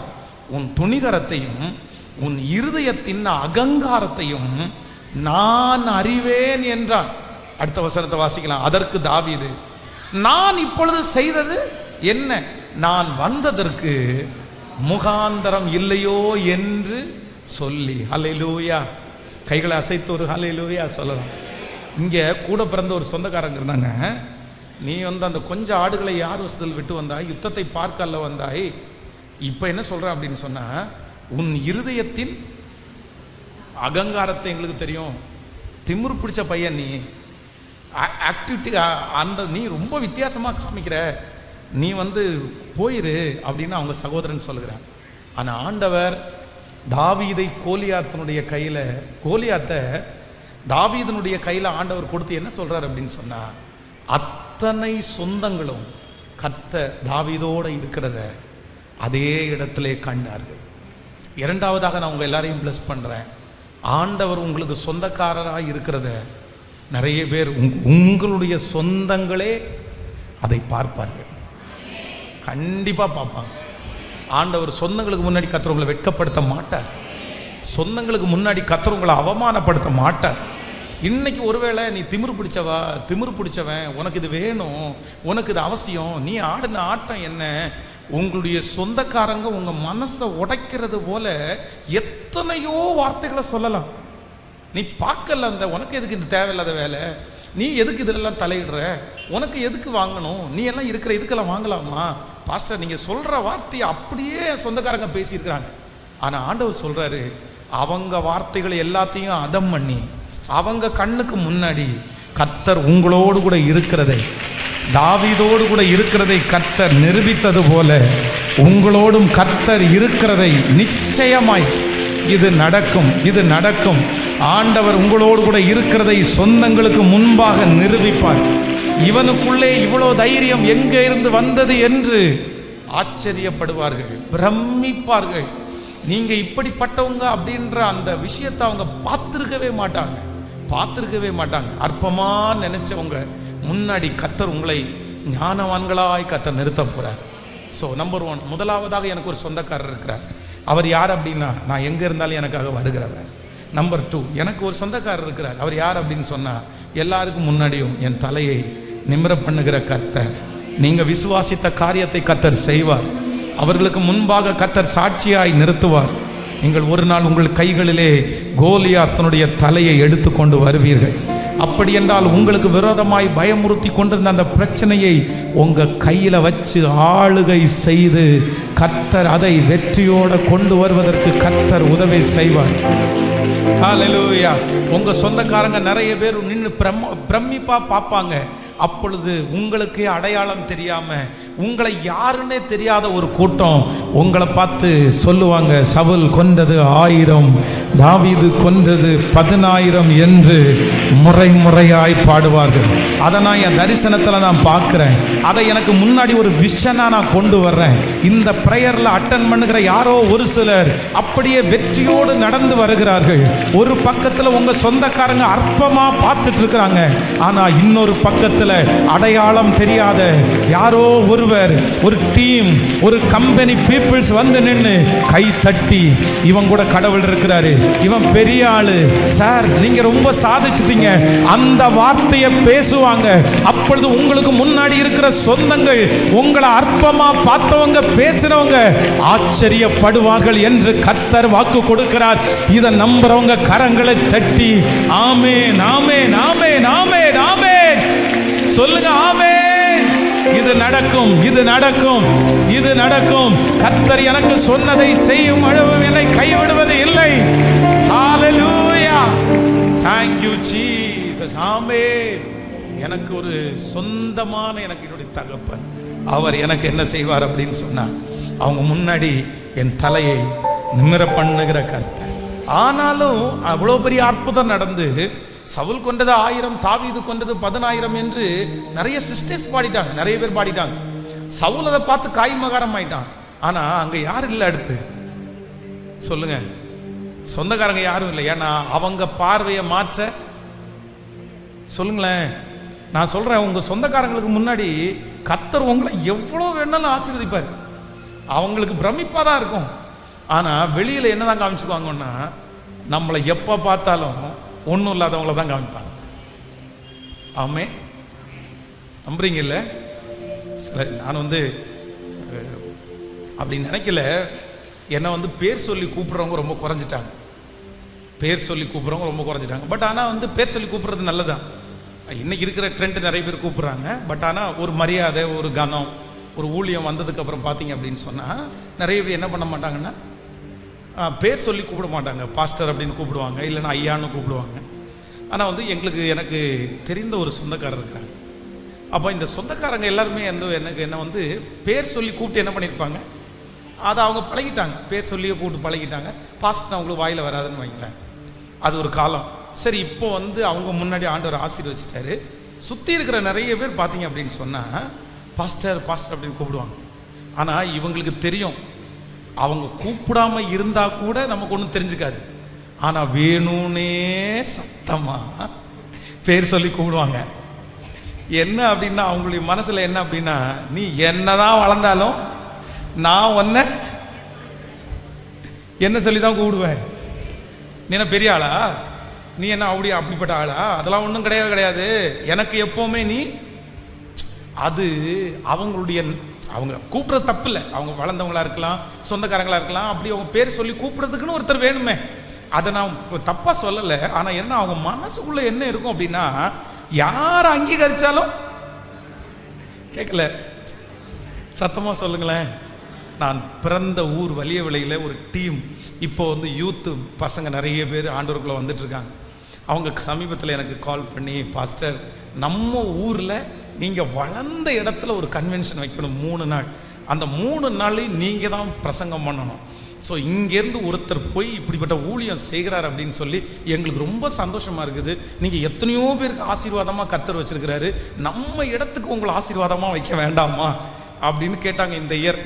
நான் சொன்னேன், இந்த 1 இயர் என்னை விட்டுருங்க, நான் வரல, நான் கொஞ்சம் ப்ரிப்ரேஷன் ஆகிக்கிறேன், நான் இன்னும் நிறைய ரெடியாக வேண்டியது இருக்குது அப்படின்னு சொன்னேன். ஏன் அப்படின்னா, என்னுடைய சொந்த ஊரில் போய் நிற்கிறதுக்கு எனக்கு என்ன இருக்குது, ஒரு விதத்தில் பயமாக தான் இருக்குது. ஏன்னா சொந்த தீர்க்கதரிசிக்கு சொந்த ஊரில் அங்கே இருக்கிறவங்க அத்தனை பேரும் என்னை எப்படி தான் பார்த்துருப்பாங்கன்னா, சின்ன வயசில் டே டே டே அப்படின்னு போட்டுவாங்க. கெட்ட வார்த்தை பேசுகிறவங்க நிறைய பேர் இருக்கிறாங்க, திட்டுனவங்க நிறைய பேர் இருக்காங்க. எல்லாரையும் நான் சந்திக்கணும். ஆனால் அவங்க முன்னாடி கர்த்தர் என்னை வச்சிருக்கிறது சந்தோஷம்தான். ஆனால் சில நேரத்திலே சொந்தக்காரங்க என்ன பண்ணுவாங்கன்னா, எல்லாரும் மதிச்சாலும் அவங்க கூட நிற்க மாட்டாங்க. ஆனால் நீங்கள் கவலையே படாதீங்க, அவங்க நினைக்க நினைக்க நினைக்க நினைக்க கர்த்தர் உங்களை தாழ்த்த மாட்டார், உங்களை தாழ்த்த மாட்டார். கர்த்தர் உங்களை என்ன பண்ணுவார் அப்படின்னா, கர்த்தர் உயர்த்துகிற தேவனாய் இருக்கிறார். சவுல் பொறாமப்பட்டதை நினைச்சு சுத்தி இருக்கிறவங்க சந்தோஷப்பட்டிருக்க மாட்டாங்க. ஆனா கூட பிறந்தவங்க சந்தோஷப்பட்டிருப்பாங்க. நீ அப்பவே தெரியும், நீ ரொம்ப திமிரு பிடிக்கும் போதே இவர் எனக்கு விரோதமா எழும்பார், தேவையாயுது அப்படின்னு 4 பேர் திட்டிருப்பாங்க. அதுக்காக தாவீதை ஒரு நாளும் கர்த்தர் வெட்கப்படுத்தவே இல்லை. ஹல்லேலூயா. யோசேப்பை குறித்து வேதம் சொல்லுது, தன்னுடைய சொந்த அண்ணன் தம்பி அவனை பகைத்து, என்ன உனக்கு மட்டும்தான் ஆண்டவர் சொப்பனம் கொடுப்பாரா, என்ன பெரிய நீ சொப்பனம் பார்த்து கிழிச்சிட்டியாமே, நாங்கள் எல்லாருமே கவுந்து கிடக்கிறோமா, உன்னுடைய அரிக்கட்டு மட்டும் நிமிர்ந்துருக்குதாமா. அவங்க அப்பா வேற வழியே இல்லாம அவங்க முன்னாடி வச்சு என்ன பண்றாரு, திட்டுறாரு. வேற வழி இல்லை, அவருக்கு அந்த இடத்துல திட்டி தான் ஆகணும், இல்லைன்னா பசங்க தப்பா நினைச்சிருவாங்க. ஆனா அந்த சொப்பனத்தை மனசுல வச்சிருந்தாராம். ஆனா ஒரு நாள் காலம் எல்லாம் மாறிடுச்சு. வேதம் சொல்லுது, ஆண்டவர் யோசேப்பை கொண்டு போய் நிறுத்தி ஃபர்ஸ்ட் விழுந்த உடனே சரண்டரா விழுந்துட்டாங்களாமா. உடனே யோசேப்புக்கு கொஞ்சம் இவங்களை விளையாட்டு பண்ணி காமிக்கலாம்னு நினைச்சிட்டாரு போல. விளையாட்டு சொல்றாரு, நீங்க திருடுறதுக்கு தான் வந்திருக்கீங்கன்னு எனக்கு தெரியும், நீ உங்களை பார்த்தா என்னமோ நல்லவங்கள மாதிரி தெரியல. உடனே ஐயா அப்படியெல்லாம் இல்லைங்கய்யா, நாங்க உண்மையிலே வாங்க தாங்க ஐயா வந்தோம். அப்புறம் யோசேப்பு தன்னை சகோதரன் என்று நிரூபிக்கும் போது அவங்க எல்லாரும் கண்ணீரோடு அழுதார்களாம். அவன் உயிரோடு இருக்கவே மாட்டான்னு தான் நினைச்சாங்க. ஆனால் கர்த்தர் அவனை எங்கே வச்சிருந்தாருன்னா, ராஜாக்களுக்கு. ஒருவேளை இந்த சத்தத்தை கேட்குற யாரோ ஒருத்தர் நீங்கள் ஊர் விட்டு வேற ஊருக்கு வந்திருக்கலாம். உங்கள் சொந்த ஊரில் போய் உங்கள் பேரை கேட்டால் நிறைய பேர், அவன் ஊரில் இருக்கிறானா, அவன் உயிரோடு இருக்கானா, செத்தானான்னு தெரியல சார். அவன் செத்தாலும் செத்துருப்பான், அவன் செத்தாலும் செத்துருப்பா. அப்படி யாராவது ஒருத்தர் மறைஞ்சு வாழலாம். பாஸ்டர் நான் வெளியூரில் மறைஞ்சு வாழ்கிறேன் பாஸ்டர், யாருக்கும் தெரியாம வாழ்றேன் பாஸ்டர். என் ஊர்ல போய் யாராவது ஒருத்தர் கேட்டா, அப்படிப்பட்ட ஒரு ஆள் மரிச்சு போய் ரொம்ப நாள் ஆச்சு, அவர் ஜீவனோடு இருக்கிறதுக்கு வாய்ப்பு இல்லை, அந்த அளவிற்கு ஒருவேளை தள்ளப்பட்டு யோசேப்பு அதே அனுபவத்துல, யோசேப்புக்கு கூட பிறந்த அத்தனை சகோதரர்களும் ஒன்னு ஃபிக்ஸ் பண்ணிட்டாங்க, அவன் உயிரோடு இருக்காரான்னு தெரியல, அவன் உயிரோடு இருக்கிறதுக்கு வாய்ப்பே இல்லை. ஆனா ஆண்டவர் அவனை உயிரோட இல்ல, அவனை எப்படி வச்சிருந்தார் அப்படின்னு சொன்னா, கர்த்தர் ராஜாவா அபிஷேகம் பண்ணி வச்சிருந்தாரு. அவங்க நம்ப முடியாத ஒரு இடத்துல கர்த்தர் அவனை அபிஷேகம் பண்ணி வச்சிருந்தாரு. அவர்கள் யோசிக்கவே முடியாத ஒரு உன்னதமான இடத்துல கர்த்தர் யோசேப்பை வைப்பாரே. ஆனால் இன்றைக்கு இந்த சத்தத்தை கேட்கிற அன்பு ஆண்டவருடைய பிள்ளையே, நீங்க மரிச்சிருவீங்க, அவன் செத்துட்டான், அவன் உயிரோடு இல்லை, அவன் திரும்பி ஊருக்கு வரமாட்டான் அப்படின்னு நினைக்கிற அத்தனை பேரும் வியக்கிற அளவிற்கு ஒரு நாள் உன் சொந்தங்கள் சத்தத்தை கேட்பார்கள். கர்த்தர் உன்னை ஆசீர்வதித்தது மட்டுமல்ல, பல மடங்கு ஆசீர்வதித்து தலைவனாய் தலைவியாய் வைத்திருக்கிறதை அவர்கள் கண்டு வியப்படைந்து போவார்கள். நம்புறவங்க கரங்களை தட்டி முழுவலத்தோடு ஹல்லேலூயா, ஹல்லேலூயா. அவ்வளவு பெரிய தெய்வம், மகா பெரிய தெய்வம். எல்லாருடைய கரங்களையும் தட்டி கொண்டு அப்படியே எழுப்பி நின்று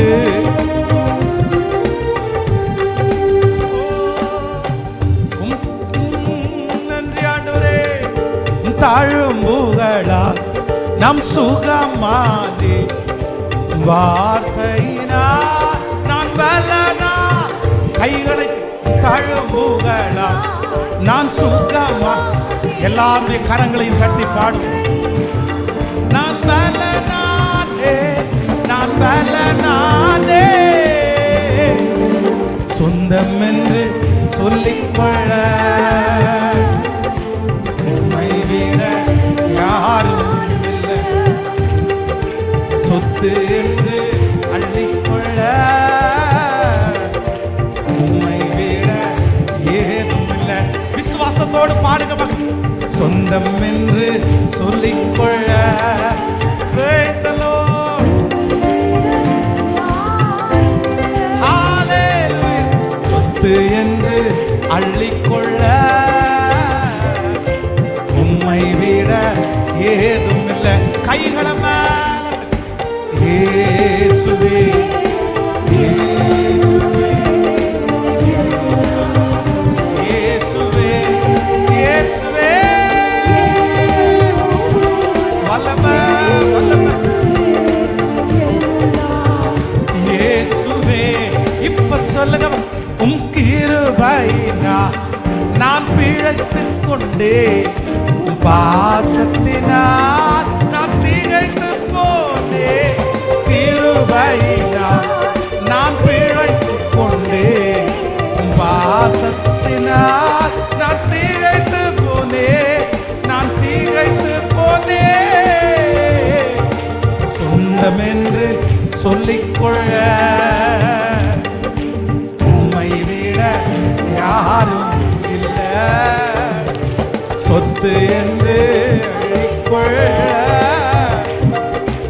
உம்மை விட ஏதும் இல்லை. சத்தமா இயேசுவே, உங்க சத்தமான பரியந்தம் எட்டட்டும், எங்கிருந்தாலும் சத்தத்தை உயர்த்தும்.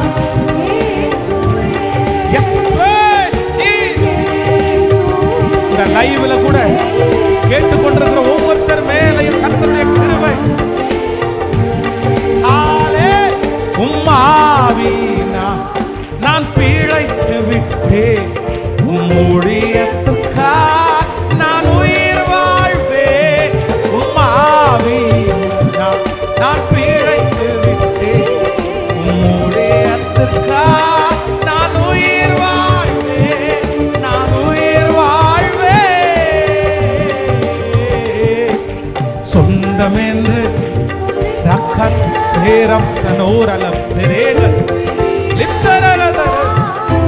ஒரு தகப்பனாக இந்த இடத்திலே உலாவுவீராக, ஒரு தாயாக இந்த இடத்திலே கர்த்தர் உலாவுவீராக. இந்த சத்தத்தை எந்தெந்த இடத்திலே காதுகள் கேட்கிறது, ஒரு அப்பாவுடைய அரவணைப்பு, ஒரு அம்மாவுடைய அரவணைப்பு, ஒரு மூத்த சகோதரனுடைய அரவணைப்பு, ஒரு மூத்த சகோதரனுடைய அரவணைப்பு இப்ப ஃபீல் பண்ணட்டும். இந்த ஃபாஸ்டிங் பிரேயர்ல நான் அதை ஃபீல் பண்ணனேன்னு என் பிள்ளை சொல்லணும். ஆண்டவரே,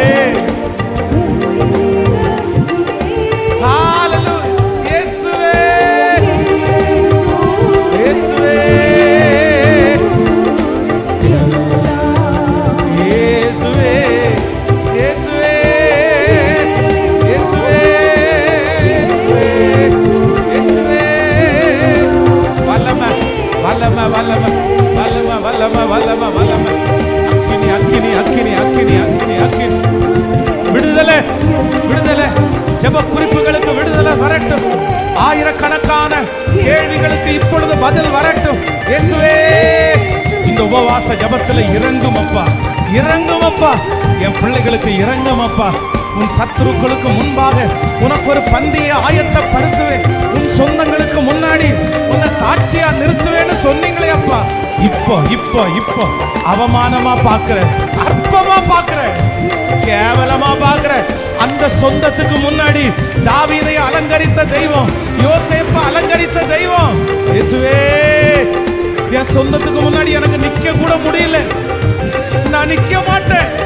அப்படி ஒதுங்கி ஒதுங்கி ஒளிச்சு போகிற என் பிள்ளைய பாருங்க ஆண்டவரே, பாருங்க ஆண்டவரே. சொந்தக்காரங்களை ஃபேஸ் பண்றதுக்கு விருப்பமே இல்லை, சொந்தக்காரங்களுடைய மூஞ்சில முழிக்கிறதுக்கு விருப்பமே இல்லை. மனசு கஷ்டமா இருக்குது. என் பிள்ளை இப்படி பண்ணிட்டானே, என் பொண்ணு இப்படி பண்ணிட்டானே, எப்படி என் சொந்தத்துக்கு முன்னாடி முகத்தை முழிப்பேன், எப்படி என் தெருவில் என் முகத்தை முழிப்பேன். ஆண்டவரே, சொந்த இடத்தை விட்டு ஓடி வந்த, சொந்த இடத்தை விட்டு தள்ளி வந்த ஒவ்வொருவரையும் இப்ப நினைச்சு பாருங்கப்பா. இப்ப உம்முடைய கரம், உம்முடைய ஊழியக்காரனாகிய நான் உம்முடைய பிள்ளைகளுக்காக பரிதபிக்கிறேன், திறப்புல நிக்கிறேன். அந்த சொந்தத்துக்கு முன்னாடி என் பிள்ளை போய் நிக்கணும். நிறைய பேர் நகோமிய போல போய் நிக்கிறாங்கப்பா. என்ன நகோமின்னு கூப்பிடாதீங்க, என்ன மாறாள்னு கூப்பிடு. உங்க முன்னாடி நான் எப்படி வாழ்ந்தேன், உங்க முன்னாடி நான் எப்படி இருந்தேன், உங்க முன்னாடி நான் எப்படி சிரிச்சேன். ஆனா உங்க முன்னாடி நான் இவ்வளவு குறைஞ்சு போவேன்னு நான் நினைக்கல, உங்க முன்னாடி நான் இப்படி அவமானப்படுவேன்னு நான் நினைக்கல. இயேசுவே, அந்த நகோமிய போல இருதயம் உடைஞ்சு நிக்கிற என் பிள்ளைய இப்ப பாருங்கப்பா, பாருங்கப்பா, பாருங்கப்பா, பாருங்கப்பா. என் பிள்ளைய பாருங்க ஆண்டவரே, பாருங்க ஆண்டவரே, பாருங்க ஆண்டவரே. ஒரு நாள் அயலகத்தார், ஒரு நாள் அயலகத்தார் நகோமிக்கு ஒரு பிள்ளை பிறந்தது. அவளுடைய மருமகள் 10 குமாரர்களை பார்க்கலும் விசேஷம் அல்லவா என்று சொல்லுகிறது போல என் பிள்ளைய குறிச்சு ஒரு நாள் சுற்றி இருக்கிற சொந்தங்கள் அந்த வார்த்தையை சொல்லுகிற அளவிற்கு இப்பொழுது மீண்டும் அந்த மகிழ்ச்சியை தருவீராக. ஜெபிங்க, ஜெபிங்க, என்ன வேணுமோ கர்த்தரிடத்துல கேளுங்க. இந்த உபவாச ஜெபத்துல நீங்க ஜெபிக்கிற ஜெபத்திற்கு பதில் கொடுப்பேன் என்று கர்த்தர் வாக்கு கொடுக்கிறார். எந்த இடத்துல நீ ஜெபம் பண்ணாலும் அந்த ஜெபத்தை கர்த்தர் கேட்கிறார். ஹalleluya.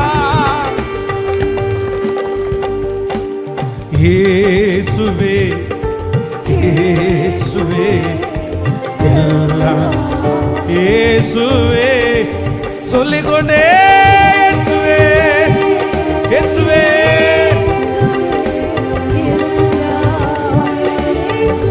ஓ ஹால் உம் கிருபையினால் நான் பிழைத்துக் கொண்டே, பாசத்தினால் நான் திகைத்து போய்.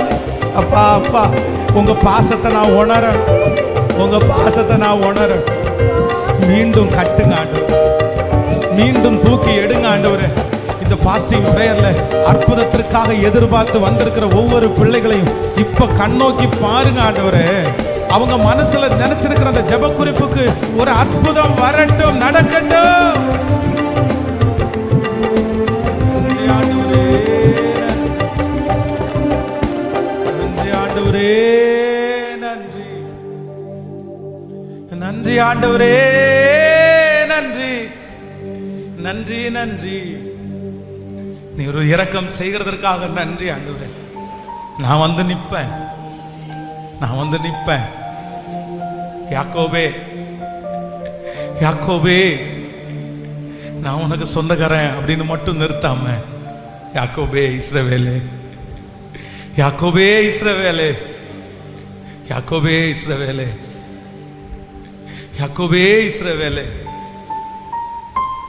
உன்னை நான் எனக்கு சொந்தமான ஜனமாய் நான் செலக்ட் பண்ணிட்டேன். எத்தனையோ பேர் உன்னை விட ரொம்ப நல்லவங்க நிறைய பேர் இருந்தாங்க.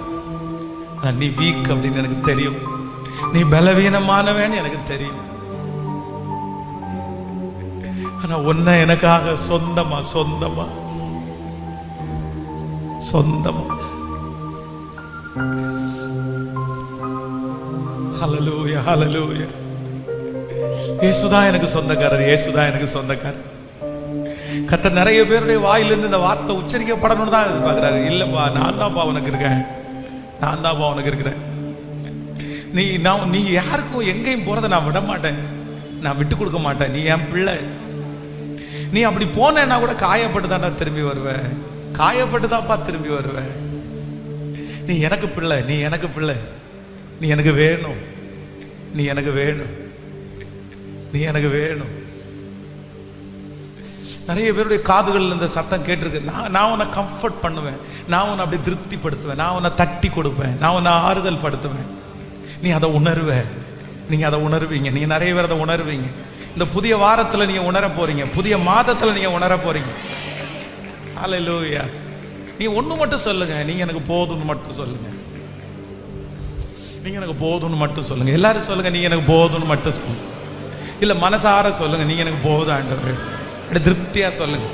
யார் பேசலைனாலும் பரவாயில்ல ஆண்டவரே, யார் பழகலைனாலும் பரவாயில்ல ஆண்டவரே, யார் அவமானப்படுத்தினாலும் பரவாயில்ல ஆண்டவரே, யார் வந்து நிக்கலைனாலும் பரவாயில்ல ஆண்டவரே.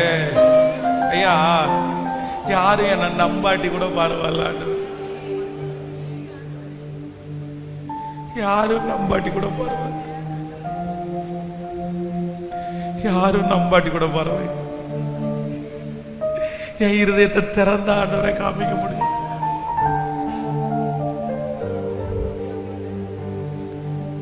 நான் இனி என்ன செய்வேன் ஆண்டவரே? என்னால முடிஞ்ச வரைக்கும் ஓடிட்டேன் ஆண்டவரே, முடியாததையும் ஓடிட்டேன் ஆண்டவரே. இதுக்கு மேல என்ன செய்யணும், இதுக்கு மேல என்ன செய்யணும் எனக்கு ஒன்றும் புரியல ஆண்டவரே. யாரோ ஒருத்தருக்காக, ஏதோ ஒரு சொந்தத்துக்காக நல்லா வைக்கணும், நல்லா வைக்கணும், நல்லா வைக்கணும். என் கணவனார நான் நல்லா வைக்கணும், என் மனைவியை நான் நல்லா வைக்கணும், என் பிள்ளைகளை நான் நல்லா வைக்கணும். ஆனா எந்த இடத்துல இருந்தும் அங்கீகாரமும் கைத்தட்டுதலும் கிடைக்காத போது சோர்ந்து போய், எனக்கு யார் ஆண்டவரே இருக்கா, எனக்கு யார் ஆண்டவரே இருக்கா. நீங்க இருக்கிறதற்காக நன்றி ஆண்டவரே, நீங்க இருக்கிறதற்காக நன்றி ஆண்டவரே, நீங்க இருக்கிறதற்காக நன்றி ஆண்டவரே. சொல்லுங்களேன், நீங்க எனக்கு போதும் ஏசப்பா, நீங்க எனக்கு போதும் ஏசப்பா, நீங்க எனக்கு போதும் ஏசப்பா. வார்த்தையை சொல்லுங்க, நீங்க எனக்கு போதும் ஏசப்பா, நீங்க எனக்கு போதும் ஏசப்பா, நீங்க எனக்கு போதும் ஏசப்பா, நீங்க எனக்கு போதும், நீங்க எனக்கு போதும், நீங்க எனக்கு போதும், நீங்க எனக்கு போதும். ஒவ்வொருத்தருடைய தலையின் மேல கை வைத்துக் கொள்ளுங்கள். உங்களுக்காக நான் ஜெபிக்கிறேன். தகப்பனே, இந்த ஃபாஸ்டிங் பிரேயர்ல இந்த ஆலயத்துல வந்திருக்கிற ஒவ்வொரு பிள்ளைகளுக்காய், ஆன்லைன்ல லைவ்ல கூட இந்த சத்தத்தை கேட்டுக்கொண்டிருக்கிற ஒவ்வொரு பிள்ளைகளுக்காய் நான் திறப்புல நிக்கிறேன். தனித்தனியா அவங்கள சந்திங்க ஆண்டவரே, தனித்தனியா சந்திங்க ஆண்டவரே. ஒவ்வொருத்தருடைய இருதயத்திலையும் ஒவ்வொரு பாரம். ஆனா உங்களை தவிர எங்க பிள்ளைகளுக்கு யாரும் இல்லை. சாட்சியா நிறுத்துங்க ஆண்டவரே. அவங்க கைகளிலே இருக்கிற ஒவ்வொரு ஜெப குறிப்புகளும் சாட்சியாய் மாறுவதாக. வியாதியிலிருந்து ஒரு விடுதலை உண்டாவதாக, கடனிலிருந்து ஒரு விடுதலை உண்டாவதாக, குழந்தை பாக்கியம் உண்டாவதாக. தகப்பனே, அந்த ஆண்டவரே, ஒரு வருமானத்தை கர்த்தர் வர்ஷிக்க பண்ணுவீராக. அவர்களுக்கு விரோதமாக இருக்கிற சத்துரு வெட்கப்பட்டு போவானாக. பிள்ளைகளை பெரிய சாட்சியாய் திருச்சபையில் நடக்கிற ஒவ்வொரு ஜெபங்களையும் கர்த்தர் ஆசீர்வதிப்பீராக. ஆண்டவரே, செவ்வாய்க்கிழமை நடக்கிற அந்த 1ஆம் தேதி ஜெபத்தை கர்த்தர் ஆசீர்வதித்து, வருகிற மாதம் எங்களோட பேச போகிற அந்த வாக்குத்தத்த வசனத்தை பேசுகிறது மட்டுமல்லாமல் நீர் உறுதிப்படுத்துவீராக. ராஜா, உங்க பாதத்தை முத்தம் செய்கிறோம். இயேசுவின் மூலம் ஜெபம் எடுக்கிறோம் நல்ல பிதாவே, ஆமென். ஆண்டவர் உங்களை ஆசீர்வதிப்பார். விசேஷமாக இன்றிலிருந்து தமிழ்நாட்டில் 10th எக்ஸாம் ஆரம்பிக்குதுன்னு நினைக்கிறேன். நிறைய பிள்ளைகள் நம்முடைய திருச்சபையில் இன்னும் ஆன்லைன் மூலமாக நிறைய பிள்ளைங்க எழுதுகிறாங்க. அவங்க எல்லாருக்கும் ஆண்டவர் பலத்தை தந்து தைரியத்தை தந்து இந்த எக்ஸாமை சாதாரணமான எக்ஸாமாக பார்த்து பிள்ளைகள் முன்னேறக்கூடிய கிருபை தரும்படியாக எல்லாரும் கரங்களை கோர்த்து பிடித்து உலகமெல்லாம் எக்ஸாம் எழுதுகிற பிள்ளைகளை, பப்ளிக் எக்ஸாம் எழுதுகிற பிள்ளைகளை கர்த்தர் பலப்படுத்தும்படியாக, அவர்களுக்கு ஒரு தைரியத்தை தரும்படியாக, அவர்களுக்கு ஒரு நல்ல ஞாபக சக்தியை தரும்படியாக, வாழ்க்கையில் இது ஒரு பார்ட்டு, இதை நான் முன்னேறி போகணுன்ற அந்த எண்ணத்தை தரும்படியாக எல்லாரும் சத்தத்தை உயர்த்தி, தகப்பனே உம்முடைய பிள்ளைகளுக்காக நாங்கள் ஜெபிக்கிறோம். ஆண்டவரே, அந்த எக்ஸாம் எழுதுகிற பிள்ளைகள் எங்கே இருந்தாலும் இந்த சத்தத்தை கேட்டுக்கொண்டிருக்கிற தாய்மார்கள் அவங்க எல்லாருடைய ஜெபத்திற்கும் கர்த்தர் தருவீராக ராஜா. ஆண்டவரே, அந்த பிள்ளைகளை பலப்படுத்துங்க ஆண்டவரே. அந்த பிள்ளைகளுக்கு நல்ல ஞானத்தை கொடுங்க ராஜா. எல்லாம் நல்ல மதிப்பெண்கள் எடுத்து பாஸ் பண்ணுறதற்கு கர்த்தர் நீர் உதவி செய்கிறதற்காக உமக்கு ஸ்தோத்திரம் ஆண்டவரே. அவர்களுக்கு ஆண்டவரே தைரியத்தை கர்த்தர் தருவீராக. கிருபைத்தாங்க. கர்த்தர் நம்முடைய ஜெபத்தை கேட்டதற்காய் கரங்களை தட்டி கர்த்தரை ஸ்தோத்திரம். இரண்டு அறிவிப்புகள். ஒன்று, டெய்லி நமக்கு சர்ச்சில் ப்ரேயர் நடக்குது. ஸோ ஆன்லைன்லேயும் அந்த ஜெபத்தை செஞ்சிட்ருக்குறோம். நம்ம முன்னாடி நீங்கள் வந்துட்டிங்கன்னா ஒரு வாக்கு தத்தமும் ப்ரேயர் ரிக்வஸ்டும் கொடுப்பாங்க. முன்னாடி சைன் போட்டு நீங்கள் எந்த டைம் உள்ளே வர்றீங்களோ அதை அவுட்டு போகும்போது அவுட் டைம் அப்படி போட்டுட்டு அந்த வாக்கு தத்தத்தையும் ஜெப குறிப்புகளை பெற்றுக்கொண்டு தனி ஜெபத்திலே தரித்திருங்கள். ஆண்டவர் உங்களை அதிகமாக ஆசீர்வதிப்பார். அடுத்ததாக வருகிற நமக்கு 1ஆம் தேதி செவ்வாய்க்கிழமை வாக்குத்தத்த ஆராதனை நமக்கு காலைல 5 o'clock இருக்குது. லைவாகவும் டெலிகாஸ்ட் பண்ணுறோம். அதில் கலந்து கொள்ளுங்கள். செவ்வாய்க்கிழமை தோறும் நமக்கு ப்ரைஸ் அண்ட் வர்ஷிப் இருக்கிறது. அதில் கலந்து கொள்ளுங்கள். விசேஷமாய் மே மாதம் 1ஆம் தேதி எல்லாருக்கும் லீவு. இந்த மே மாதம் இந்த ஃபஸ்ட்டில் பார்த்திங்கன்னா ஒரு பெண்கள் மாநாடு ஒன்று வச்சுருக்குறோம். வெறும் பெண்களுக்காக மட்டும். சின்ன குழந்தைங்களை வச்சுருக்கிற பெண்களும் அட்டன் பண்ணலாம். உங்கள் பிள்ளைகளை சிலர் வணங்கி லீவாக இருக்கிறதுனால பிள்ளைகளை வீட்டில் விட்டுட்டு வர முடியாது. ஆனால் உங்கள் பிள்ளைகளுக்கு தனியாக ஒரு சின்ன சண்டே ஸ்கூல் எடுக்கிறது மாதிரி ஒழுங்குபடுத்தியிருக்கிறோம். அதனால் பிள்ளைகளை சண்டே ஸ்கூல் நீங்கள் விட்டுட்டு அகைன் நீங்கள் ப்ரேயர் அட்டன் பண்ணுற மாதிரி பண்ணியிருக்கிறோம். ஸோ பிள்ளைகளுக்கு 30 rupees ரெஜிஸ்ட்ரேஷன் ஃபீஸு, உங்களுக்கு 60 ரூபாய் வச்சுருக்கிறோம். மதியானம் சாப்பாடு இங்கே கொடுத்துருவோம். காலையில் 9:30 மணிக்கு ஆரம்பித்து 4 o'clock வரைக்கும் நடைபெறும். 3 பேர் பாஸ்டரம்மா ஒரு செக்ஷன் பேசுவாங்க. அகைன் சென்னையில் ஏசிய திருச்சபையினுடைய பாஸ்டர் கேபியர் தாமஸ் ராஜ் அவங்களுடைய பாஸ்டரம்மா மனைவி அவங்க பேசுவாங்க. அதுக்கப்புறம் இவங்க ப்ரைஸ்லி ரொம்ப அழகாக பாடுவாங்க. அவங்களும் வர்ஷிப் நடத்த வராங்க. அதில் 3 பேரும் வர்றாங்க. நீங்கள் கலந்து கொள்ளுங்கள். இப்போவே முன்பதிவு செய்யலாம். நீங்கள் இங்கே ரெஜிஸ்ட்ரேஷன் பண்ணுறவங்க இடத்துலையே உங்களுடைய பேர்களை கொடுங்க. அப்புறம் நீங்கள் ஃபீஸ் கட்டி டோக்கன் வாங்கி கொள்ளுங்கள். ஆண்டவர் உங்களை ஆசீர்வதிப்பார். இந்த ப்ரேயர் ஆண்டவர் வெற்றியை ஒரு 2000 பேரை எதிர்பார்க்குறோம். 2000 பேரை, 2000 பெண்களை எதிர்பார்க்குறோம். பெண்களுக்குள்ள ஒரு பெரிய எழுப்புதலை தரணும், ஜெபாவியை தரணும். அதனால் எல்லாருமே உங்கள் வீட்டு பக்கத்தில் இருக்கிற நிறைய சிஸ்டர்ஸை இது கூட்டிகிட்டு வாங்க. நீங்கள் எல்லாரும் அட்டன் பண்ணணுன்றதுக்காக தான். உங்கள் பிள்ளைகளை இங்கே மீட்டிங் நடக்கும்போது பிள்ளைகளை தனியாக கேர் எடுக்கிறதுன்றது ரொம்ப கஷ்டம்தான். ஆனாலும் சரி, நீங்கள் அதில் டிஸ்டர்பன்ஸ் இல்லாமல் அட்டன் பண்ணணும் அப்படின்றதுக்காக தான் அதை ஒழுங்கு செய்திருக்கிறோம். அதனால் எல்லாரும் கலந்து கொள்ளுங்கள். ஆண்டவர் உங்களை ஆசீர்வதிப்பார். பிரைஸ்ல. என் ஆத்துமாவே கர்த்தரை ஸ்தோத்திரி, என் முழுவதுமே பரிசுத்த நாமத்தை ஸ்தோத்திரி. என் ஆத்துமாவே கர்த்தரை ஸ்தோத்திரி. கர்த்தர் செய்த சகல உபகாரங்களையும் மறவார். நம்முடைய ஆண்டவராகிய இயேசு கிறிஸ்துவின் கிருபை, பிதாவாகிய தேவனுடைய அன்பு, பரிசுத்த ஆவியானுடைய அந்யோன்ய ஐக்கியம் நம்மளோடும் இன்றும் என்றும் சதா காலம் கூட இருப்பதாக. Amen. Hallelujah, hallelujah. So God bless you. ஆன்லைனில் இருக்கிறவங்களுக்கு வாழ்த்துக்கள். ஆண்டவர் உங்களை ஆசீர்வதிப்பார். உங்களுக்காக ஜெபிக்கிறோம். Praise Lord, praise Lord.